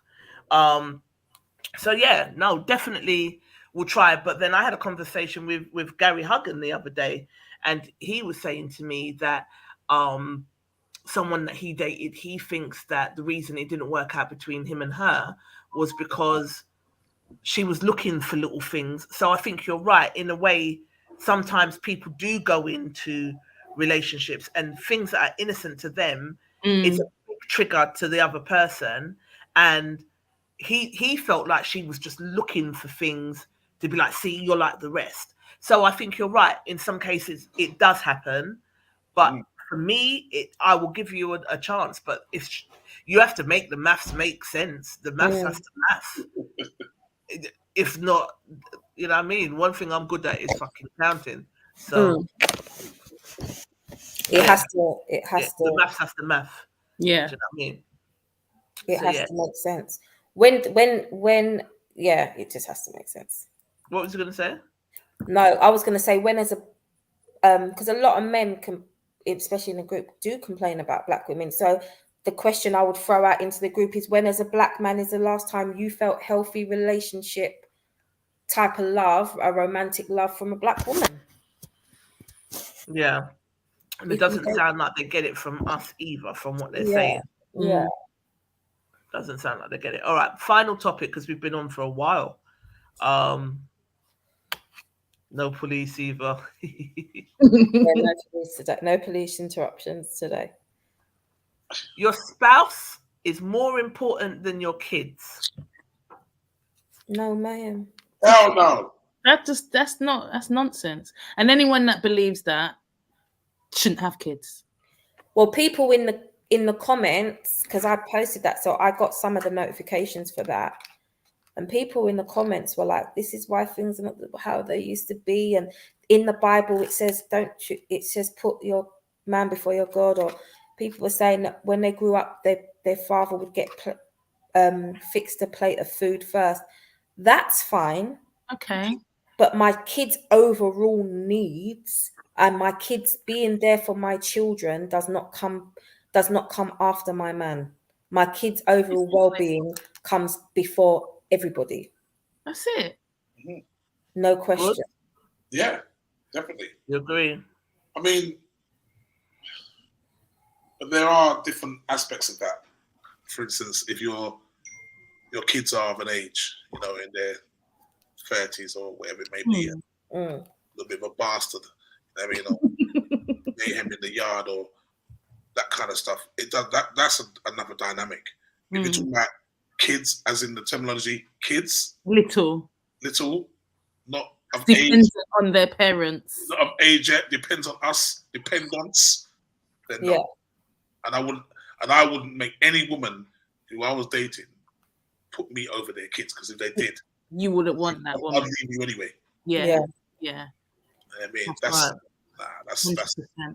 even with the food thing, I'm sorry, I always serve the kiddies first. Always. And all the adults after the kids. Just sort the kids out. You always get sorted out I first. could never sit there and watch a grown man eat whilst my kids are waiting for their food. It's weird. Crazy. And he's their dad. Are you mad? Okay. No, that's not happening. My husband, he couldn't sit there and eat food. And my children, you're crazy. You're crazy. And if you had the cheek to go and dish up your own food before dishing up their food, you'll have a conk you on your forehead with the spoon. I would conk you on your head with the Bob's laughing in the background. No, you couldn't do that. I'm sorry, you couldn't do that. That's madness. That's absolutely. Let's ask my mum. I already know the answer to this question. Spouse comes before your kids. Who? Your partner. Does your partner come before your kids? We heard that. You heard the kiss teeth, right? And that's all she wrote. Madness. That couldn't happen. Couldn't happen. All right. So I even had moving that on. conversation with my husband, and I said to him, like, if you was to tell me that I was more important than the kids that we've got, then there'd be a problem. Yeah. I wouldn't want to be more important to a man than his children. No. Unless his children, like Goody said, were grown-up bastards. Yeah, yeah. From they're grown, isn't it? That's it. Yeah, and they're causing mayhem in the yard and on purpose. Yeah. like come on. Then one needs to get slap up anyway. So Strangle up anyway. Strangle up and shut the door. I'm not. strangle up. Strangle up, you know. All right. So our audience said, after someone else read it for me, please. I put, there is not a soul on this planet that comes before my kids. Come again. I'm not even reading Sean's comment. But Sean just says, I am capable of loving a woman in the manner she deserves, but that woman could never come before my child. Sorry, not sorry. There are levels to this. Melinda Gardner said, that will never be a thing in my life. It's my children all the way for me. Then everyone else comes after that. JC said, is this a joke, question, or what? Never is anyone put before my daughter. Straight. Davina said to Sean, I actually dumped a guy because he put me first. It literally sickened me. I lost all respect. Same, I would. I'd be like, that's weird. Because if you ain't got loyalty to your child or your thing, I'd really question you. Yeah. Melinda Gardner said, I'm going to take it a little bit further. God and my offspring come before anyone else. If someone is not comfortable with that, then I'm not comfortable with them. I want someone who thinks the same, God over everything, and then babies that God blessed you with have your come directly after God, because they are a precious gift that the Most High God has blessed you with. Okay. Shiloh Rivera, comes before. hang on a minute. Shiloh Rivera is watching, and he said he's just jumped on. What's the topic? So what we're talking about is someone thinks that your spouse should come before your children. So that's what we're trying to figure out. Is should your spouse needs come before your children's needs? And you'll be surprised at some of the answers that we've gotten. What do you think, Trish? I didn't grow up like that, so I don't have any kids, but I know for a fact if I did, they will come first. Yeah. My mum, you heard her response. She just kissed her teeth. Nobody came before her kids. My mum said that when she was growing up, she had a stepfather, and he wasn't the nicest, and her mum didn't put him in his place. Right. And that stuck with her. So she always said, whenever I have kids, not even their dad is gonna ill-treat my kids. And we never experienced any of that. Like, no man came in here and was disrespectful to us. Granted, we couldn't be disrespectful to her partners. There wasn't many growing up at all. But the boyfriends that we did have, we had to have manners for. But they couldn't come in here and unfair us or get out of line with her kids. Absolutely not. Wouldn't happen. So for me, if I had kids, I think I'd be exactly the same way. Yeah. What do you think, Goods? Yeah, I mean, my kids are big now, innit? So it's a different ball game altogether. But even with that, like, my kids ain't badly behaved. You know what I mean? So if I was dating a woman, it's happened anyway. But if I was dating a woman and they was saying to me like, "Oh, your kids can't come to the house," or "Oh, your kids can't this," or "Oh, you're dead out here," like differently. Like it's different when. I mean, if anyone's gonna say to you, "Oh, you're always with your kids," or you should be happy that I'm always with my kids, because then I'm, the person that I am. You should be proud of that. You're always spending time with your kids, and you're always doing with your kids. But if it was a problem in the relationship that I was having, you'd be out of here. And there's no question about it. No matter how much you love them, didn't love them, whatever, you'd be out. That's an argument every single time you bring them up. You know what I mean? They were born long before I met you. So you know what I mean? And they'll be here when you're gone. So allow the thing in it and let them be what they are. As I said, if they're disrespectful and unruly, then you separate your kids from your spouse. Mm. This is a funny thing. If they're you and the spouse's kids, that's different. Mm. But usually that topic there is usually somebody who It's not their kids. Yeah, it's It's not not their the kids. Kids. You know what I mean? So then I would, then you would have to say to your kids, look, don't come around here. We'll do what we do. You ain't got no respect. So stay away, and we'll do what we need to do over there. But they still wouldn't come before your kids. Mm. No. You know what I mean? If you're coming in the house now, cause if you was living with us and they weren't her kids, and you was being respectful, then I'll strangle you up and straight in the yard. I mean, but you can't. What you brought into the world as a person, you're then going to put someone before that. Exactly. Be surprised the amount of people that do though. That's the thing. It happens. It does happen. It happens. Do you know what? Some man come into your life, or some women even are in competition with your children. Yeah. It's a race you're never going to win. Exactly. So if that's what you're doing, if you're jealous of my kids, just get out. Some men and some women who the kids that they've given birth to, they're jealous of because of the time and the affection that the partner takes. And that shit is all red flaggy and just weird to me. And I think your child is a child, they need you differently. Yeah. So they're always going to come first. But remember, in old school programs and even in families from back in the day, that thing about dad must get the big piece of chicken. That's you know what I'm saying. And you're right. And in some families, the father does get his dinner first, but usually the kids have already had their dinner. So dad's coming in from work for the big piece of chicken, as Chris Rock says, the big piece of chicken. You know what I mean? And the kids go put it, but no one's going to put their kids before there. No, who wants to make sure they're all right first before their kids? Before the kids. I don't understand that. Shiloh said, I'd be put off by a woman that made me feel like she was putting me before or even on the same level as their kids. Right. Has anyone have you ever found yourself in a position where you felt like someone was putting you before their kids, and how did that make you feel if you had? No, it's never happened to me on that level. For me, the only time I've ever been in a situation is when obviously you're at the house and looking to sexual activity and the child is up. You know what I mean? Then right. She might ship out the child to the mum's house. So I don't think that's putting me before the kid. I would say that. Needs. Putting their needs before everything else, yeah. Mummy time. Yeah. Look at mummy and daddy time, But other than that, nah, I feel very uncomfortable if I was sitting there watching that happen. I would have to speak my truth. You know what I mean? Weird. But it happens. It does happen. It happens a lot. A lot. I think it happens a lot more in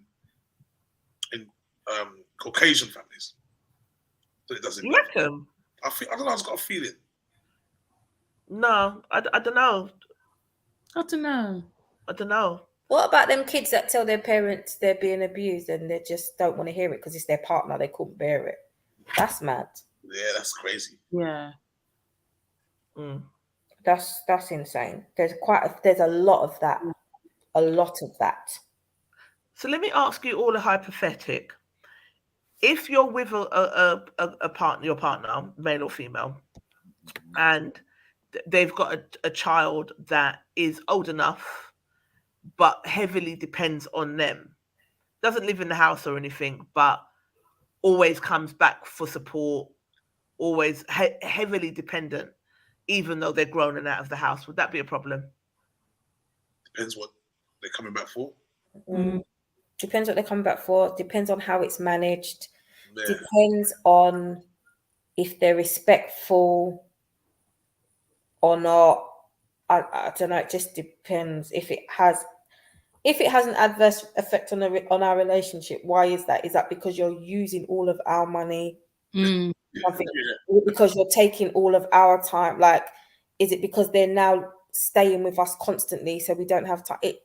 I don't know. It depends. But if someone's child really going through it, man, I have to drop everything.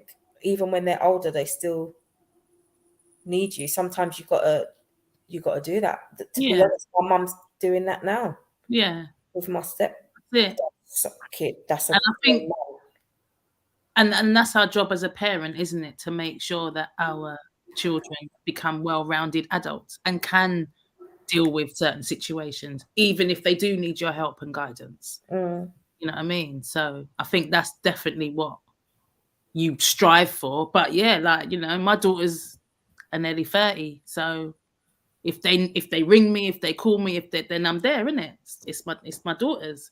They're not my husband's daughters, but he knows that if I say I'm going to one, I'm going, innit? It's my daughters. There's no two ways about it. You know what I mean? None They're at all. always your babies, aren't they? Yeah, exactly. They're always your babies, really, especially when they need you. You never want them to feel alone.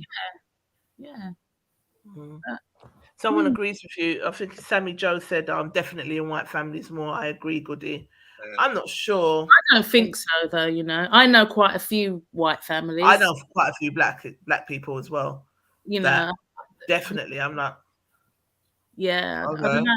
I don't know. I'm not saying that it doesn't happen. Of course it must happen. But whether it happens more in white families, I'm not sure. Yeah. I'm not sure if it happens more in white families than it does in black families. Than it does in black, yeah. You know, but I would agree that it happens, definitely. Because I know, and then my mum was such a gossip as well. She used to tell me, see that one there? That one there? Yeah, man. And it's funny. It's like, you know, listening to things as a young girl and then become an adult, and then what you know about that person, you think like, rah, is that really what they done? Do you know what I mean? Like, certain, you know, and I'm talking like when I was young, so I'm talking maybe the, you know, early to mid 80s, where I remember someone who used to live in our flats, like, she used to sleep with the butchers to get free meat. Yeah. And it was like a running joke in the flats where we lived. Like, people used to say to her, like, what are you getting tonight? And she would go out and she would come back with bags of meat and distribute it to the mums in the flats. She's getting meat from all ends. Woo!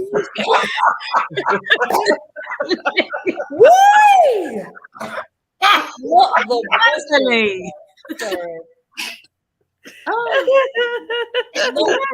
it's like, but well, she was getting meat and then she was giving meat out to all the mums in the flat. She used to literally come back with bags, and I thought it was a joke. I'm like, Mum, are you for real? She'd be like, watch. At this point, I'm a vegan.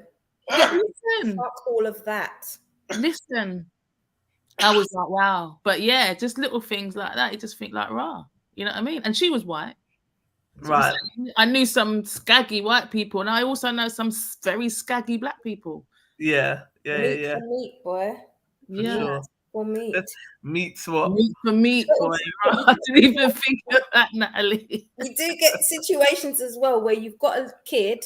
I've been there, and they used to be with just you, right? And then you get a putting these comments up, and then we go on to something else. Yeah, sorry. Go on. Because I'm conscious I've had you lot on there for ages as well. Sorry. And then you bring someone new into the family, and they immediately just not feeling it. They want it to be you and them, and they tell you, no, because I just want it to be me and you. Yeah. And they just create issue after issue after issue because they are just not feeling the scenario. No. That's a very difficult situation to navigate. That's a very difficult situation to navigate. That was me about 17, 18 years ago. It feels like it's never going to end, doesn't it? It feels like they are just adamant, especially little girls. They don't like people that are not their dads. Listen, I remember one time we was going to a concert in Jazz Cafe, and I put my tickets on the table. And you know, when I went back for the tickets was tear up. Oh, wow. Sorry, you said fucking fuming. Jazz where? Tear up. But you know what I done? I sat down, I got the sellotape, I stick it back, and I went to my concert. Yeah. Yeah. And you know what I would have done to them? I would have got them tickets to wherever they wanted to go and then tore it tear it up. Yeah, in front of you. You're not going. You're not doing that to me. Oh, yeah. But it was hard, you know, and I think when I think back, for them it was very hard as well. Yeah, Because like I said, this geezer just come, who's he? You know, they didn't know him really. I knew him because I'd been seeing him on the sly, like, you know, without them knowing. But they're just thinking, like, who's this guy? You know, no. And it took a lot of work. It took a lot of work, but it all. And you're right. It just seemed like it would never stop. And I just thought, what monsters have I actually given birth to? Like, because this is not my children. Do you know what I mean? It was horrible. It was horrible. And I feel it for him, because like some of the times he didn't know what to do with himself neither. And it's not his fault. Do you know what I mean? It's awkward. Yeah. So yeah, that weren't good. No, I can imagine. All right, on to the comments, and then this is our last topic anyway. So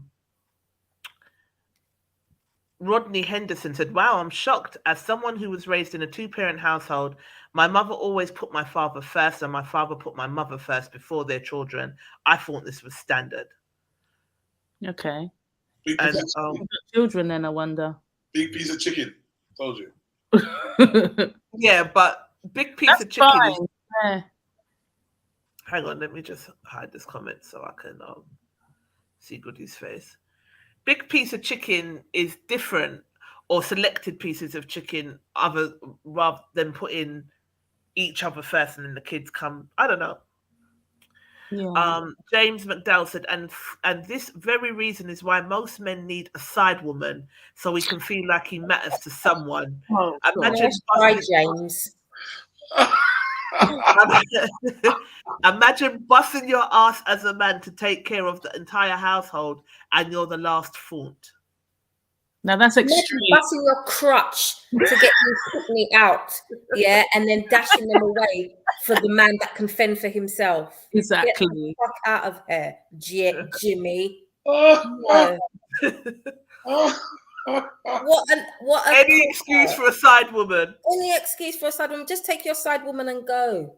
That is not an excuse because you put your kids first. You must get a side woman. That's ridiculous.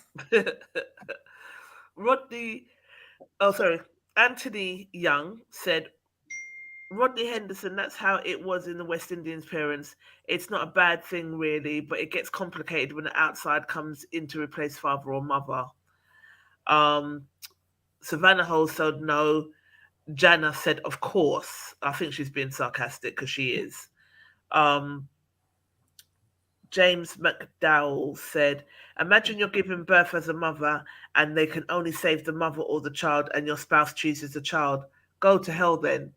Oh my God. Jesus. James needs therapy. God. He needs God, yeah. Jesus. Wow. Fee Cakes said, my goodness, parents always put their children's needs, not wants, first. And I thought that was interesting because your needs, because you just don't want me to date this person, like you guys was just saying, to kick rocks with that and have some manners and respect, but your needs are always going to come first, and that's fair enough. Yeah. Asher Ray said, in what world? And that's it. That's all we got, folks. That's all, folks. Always cracks me up. It always just comes so blunt. Yeah, bye. That's it. Later. Go to bed. But there are some people out there that think that their spouse should absolutely come first, or that they should come first. So as James said, I'm out busting my ass to take care of an entire family and household, and I'm the last thought. He's not the only person who thinks like that. I'll be questioning why are they not your first thought as well? How can I be your first thought when we have humans that you created? Little dependent little bubbers. Are you that need you? No, crazy. like Goody said, if they're big and toughest, nah, it's all right. Do your thing. And carrying on with their stupidness. Yeah, do your thing. You know? 'Cause even certain times, even with, I mean, like I said, my girls are big and whatever, but certain times I'm like, why are you asking me? What do you mean? You can do that yourself. No. Do you know what I mean? There's little things like, no, don't come to me with that. That's crazy. But obviously, if they're in dire need, they know that I'm there. But you're big, nearly 30, and you had, like you said, and when they're that age, they've got pure mouth. So, Yeah, let me tell when you, you strangle them up, when you strangle them, they come back to their senses. Yeah, strangle them, Goody. Strangle them up. They come back to their senses. Quick. That's why you see with my boy. And he's saying it with a straight face as well. He will strangle up his son. Watch him. Yeah. I will give my boy so much love. That's all right until they reach when they reach in their late 20s and coming up to the 30s and they got talk. You will strangle. You remember me. They will strangle. Yeah, but they can have that talk with their dads. They wouldn't have it because it will be Omar strangling them. And I'll be like, Goody's on chat shit, get bang time. Yeah, straight. And he's not even talking shit for real. He would strangle up at you for real. He would. Oh, so good. Flashback. When is flashback? End of this month. We're back again. Back again at Windrush Bar. It's still selling online now. It's okay. It's been down a couple of weeks, but we are back again, putting that music into people's heads and in their soul. Oh, yeah. I'm addicted to the flashback that we went to. Nix was fucking the first one was proper. I danced all night. I've been listening to the Mixcloud. I ain't stopped listening to the Mixcloud. That was straight. How much are the tickets? Still a $5 at the moment. When they sell it, they're 10. So it's cheap and cheerful. I'm trying to get this music into our people again. Like, you know what I mean? It's a thing we grew up on. So it's a good night. And I just want to, if anyone's listening, there's no reggae. Okay. Goody, on a flashback now, if you had to choose between Luther and Stevie Wonder, who would it be? Whoever you don't choose has to pack up their music and be gone forever. Wow. Oh, wow, that's deep. That's horrible. That's a horrible choice. Well, Luther's dead, so I have to be Stevie, isn't it? No, that's a cop out. Musically, who do you think was the better artist? Yeah, Luther's got more hits. Luther crosses over a lot more to me than Stevie does. Stevie's got hits, but Stevie was a little bit more poppy-fied, even though Luther did some of that stuff. The little ballads. If you're talking about, it's a difficult one. Yeah. Luther for me. Luther. Although, because the reason I asked that, because it came to mind to do today, because we do the Music Mondays and we do the pack up your bags and granting with the artists. And I was listening to Flashback, and then Stevie came on with Do I Do? Yeah. What? And I was hoovering in the yard, and I said, yeah, man, Stevie. And then Luther come on, and I was like, Roscoe, if you had to choose between Stevie and Luther, that would be a tough choice. Yeah. But it would have to be Luther for me, I think. I think Luther vocally. Get rid of Luther, or you would keep Luther? Keep Luther. Oh, right. But it will hurt me to get rid of Stevie, not lie. Yeah. Stevie would be a big loss. But and I think for me it would be Luther to keep, and that's simply because Luther, my mum was Luther Vandross, Bob Marley, all that sort of music. So when I hear Luther Vandross, I remember my mum. Your mum. My mum. Yeah, like that first flashback. I phoned my sister on the Saturday and I said, listen, you need to go. Because I said, that took me back to being like 12 years old on a Saturday. It was just like, I said, that's my mum and my uncles and all, like on a Sunday when we used to go to Granny's. Do you know what I'm saying? Yeah. Music and proper. Goody played Atlantic Star, Silver Shadow. Yeah. And I welled up a little bit because that was when my brothers, we were all in the house and they used to be do you know what I mean? I remember that when you played it, I got goosebumps I welled up a little bit, but then we just danced and sang, and it brought back such nostalgic memories. I'm going to try and see if I can touch this one because it's going to be my birthday, isn't it? My birthday is next Tuesday for all of those. Okay.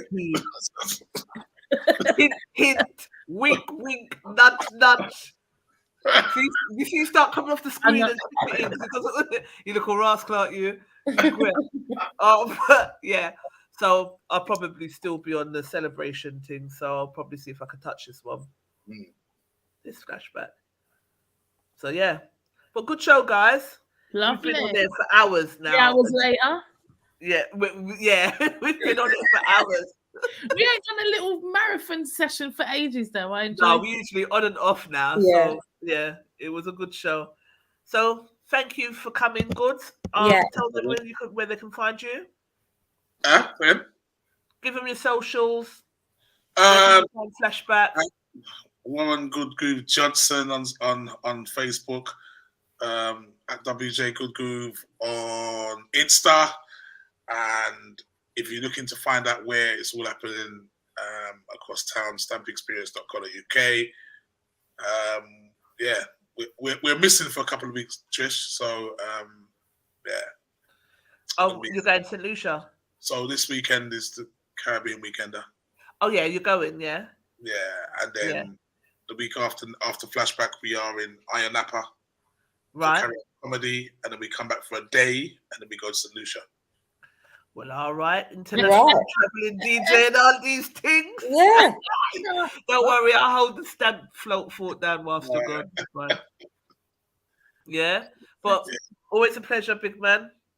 All right. Yeah. Salute. I'm going to find you tomorrow, Goody. Yes, dear. All right, we'll have a chat. All right, cool. All right. Salute the general. All right. Bye. Later. Girls. Yeah.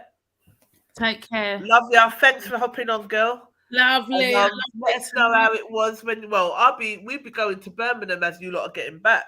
So. Oh, okay. We'll have to catch up with you. Oh yeah, you're going. Yeah, you are. Yeah, we're going Birmingham for a little week spa day and night. Cool. So, yeah, should be nice. Well, I'll speak to you on your birthday anyway. All right, for sure. And we got a dinner booked anyway, so we'll exactly. Yeah, we'll catch up then. All right, my love. All right, gorgeous. All right, loves. All right. Take Bye. care. See you later, guys. Bye. Bye. All right, you look a bad breed. I had Malibu today. I haven't drunk for a long time. Oh dear, I'm getting inboxes left, right, and centre. People think you're hilarious though. So. Sometimes you have to just keep it very real, maybe all too the way real. real. Yeah. Too It real. is. Yeah. You're funny. You're funny. Oh Lord. But yeah, anything you want to tell the people then before you go? Behave with yourself this week. Nah, they're never gonna behave. I love the group. Someone texted me at 4:00 this morning because they saw a text. They saw a post. It said, "Get yourself a dark skinned man because a light skinned man be wearing your panties when you're not home."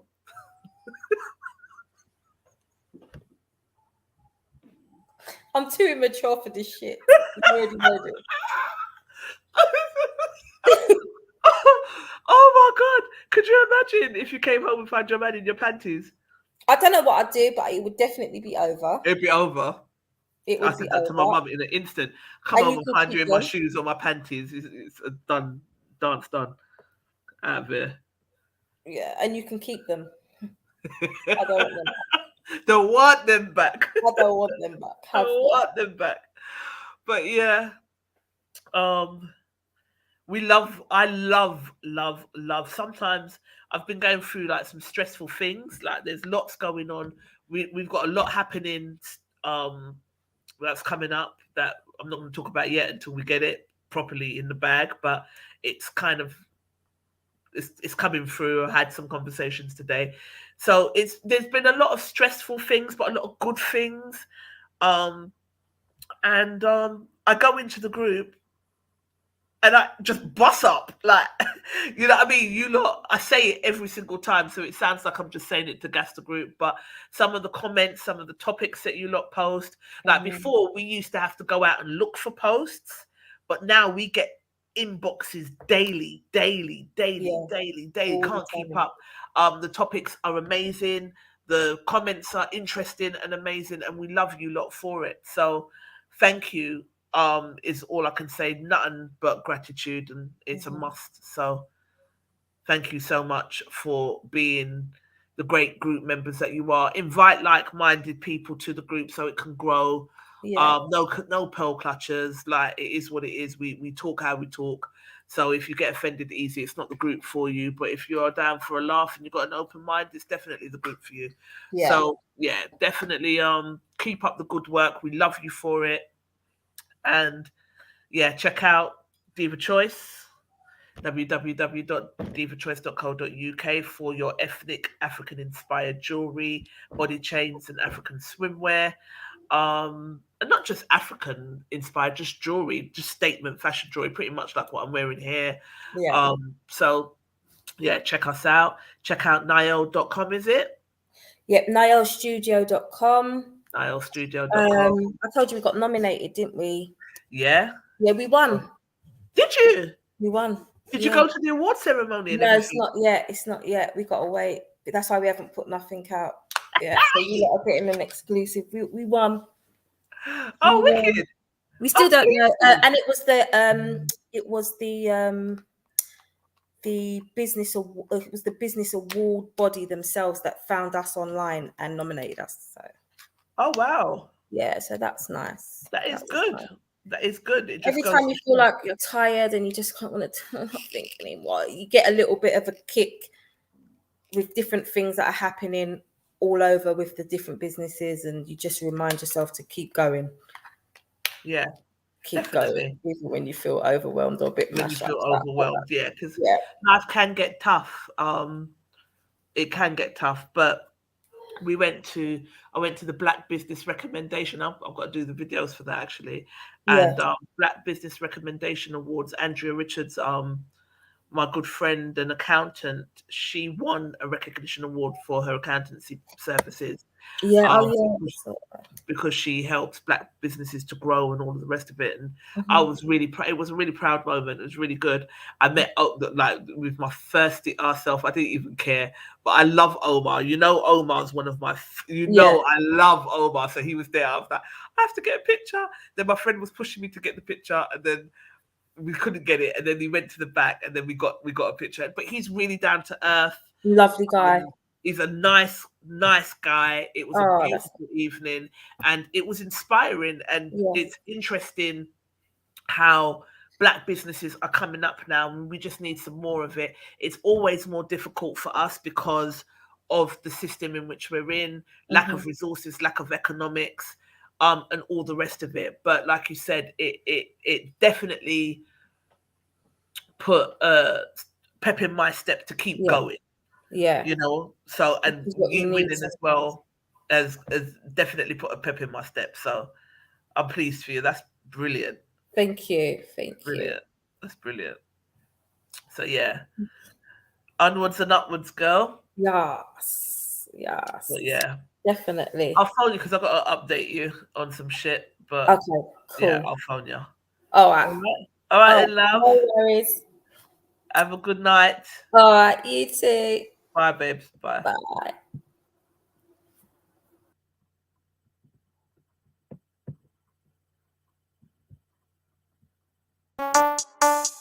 Bye.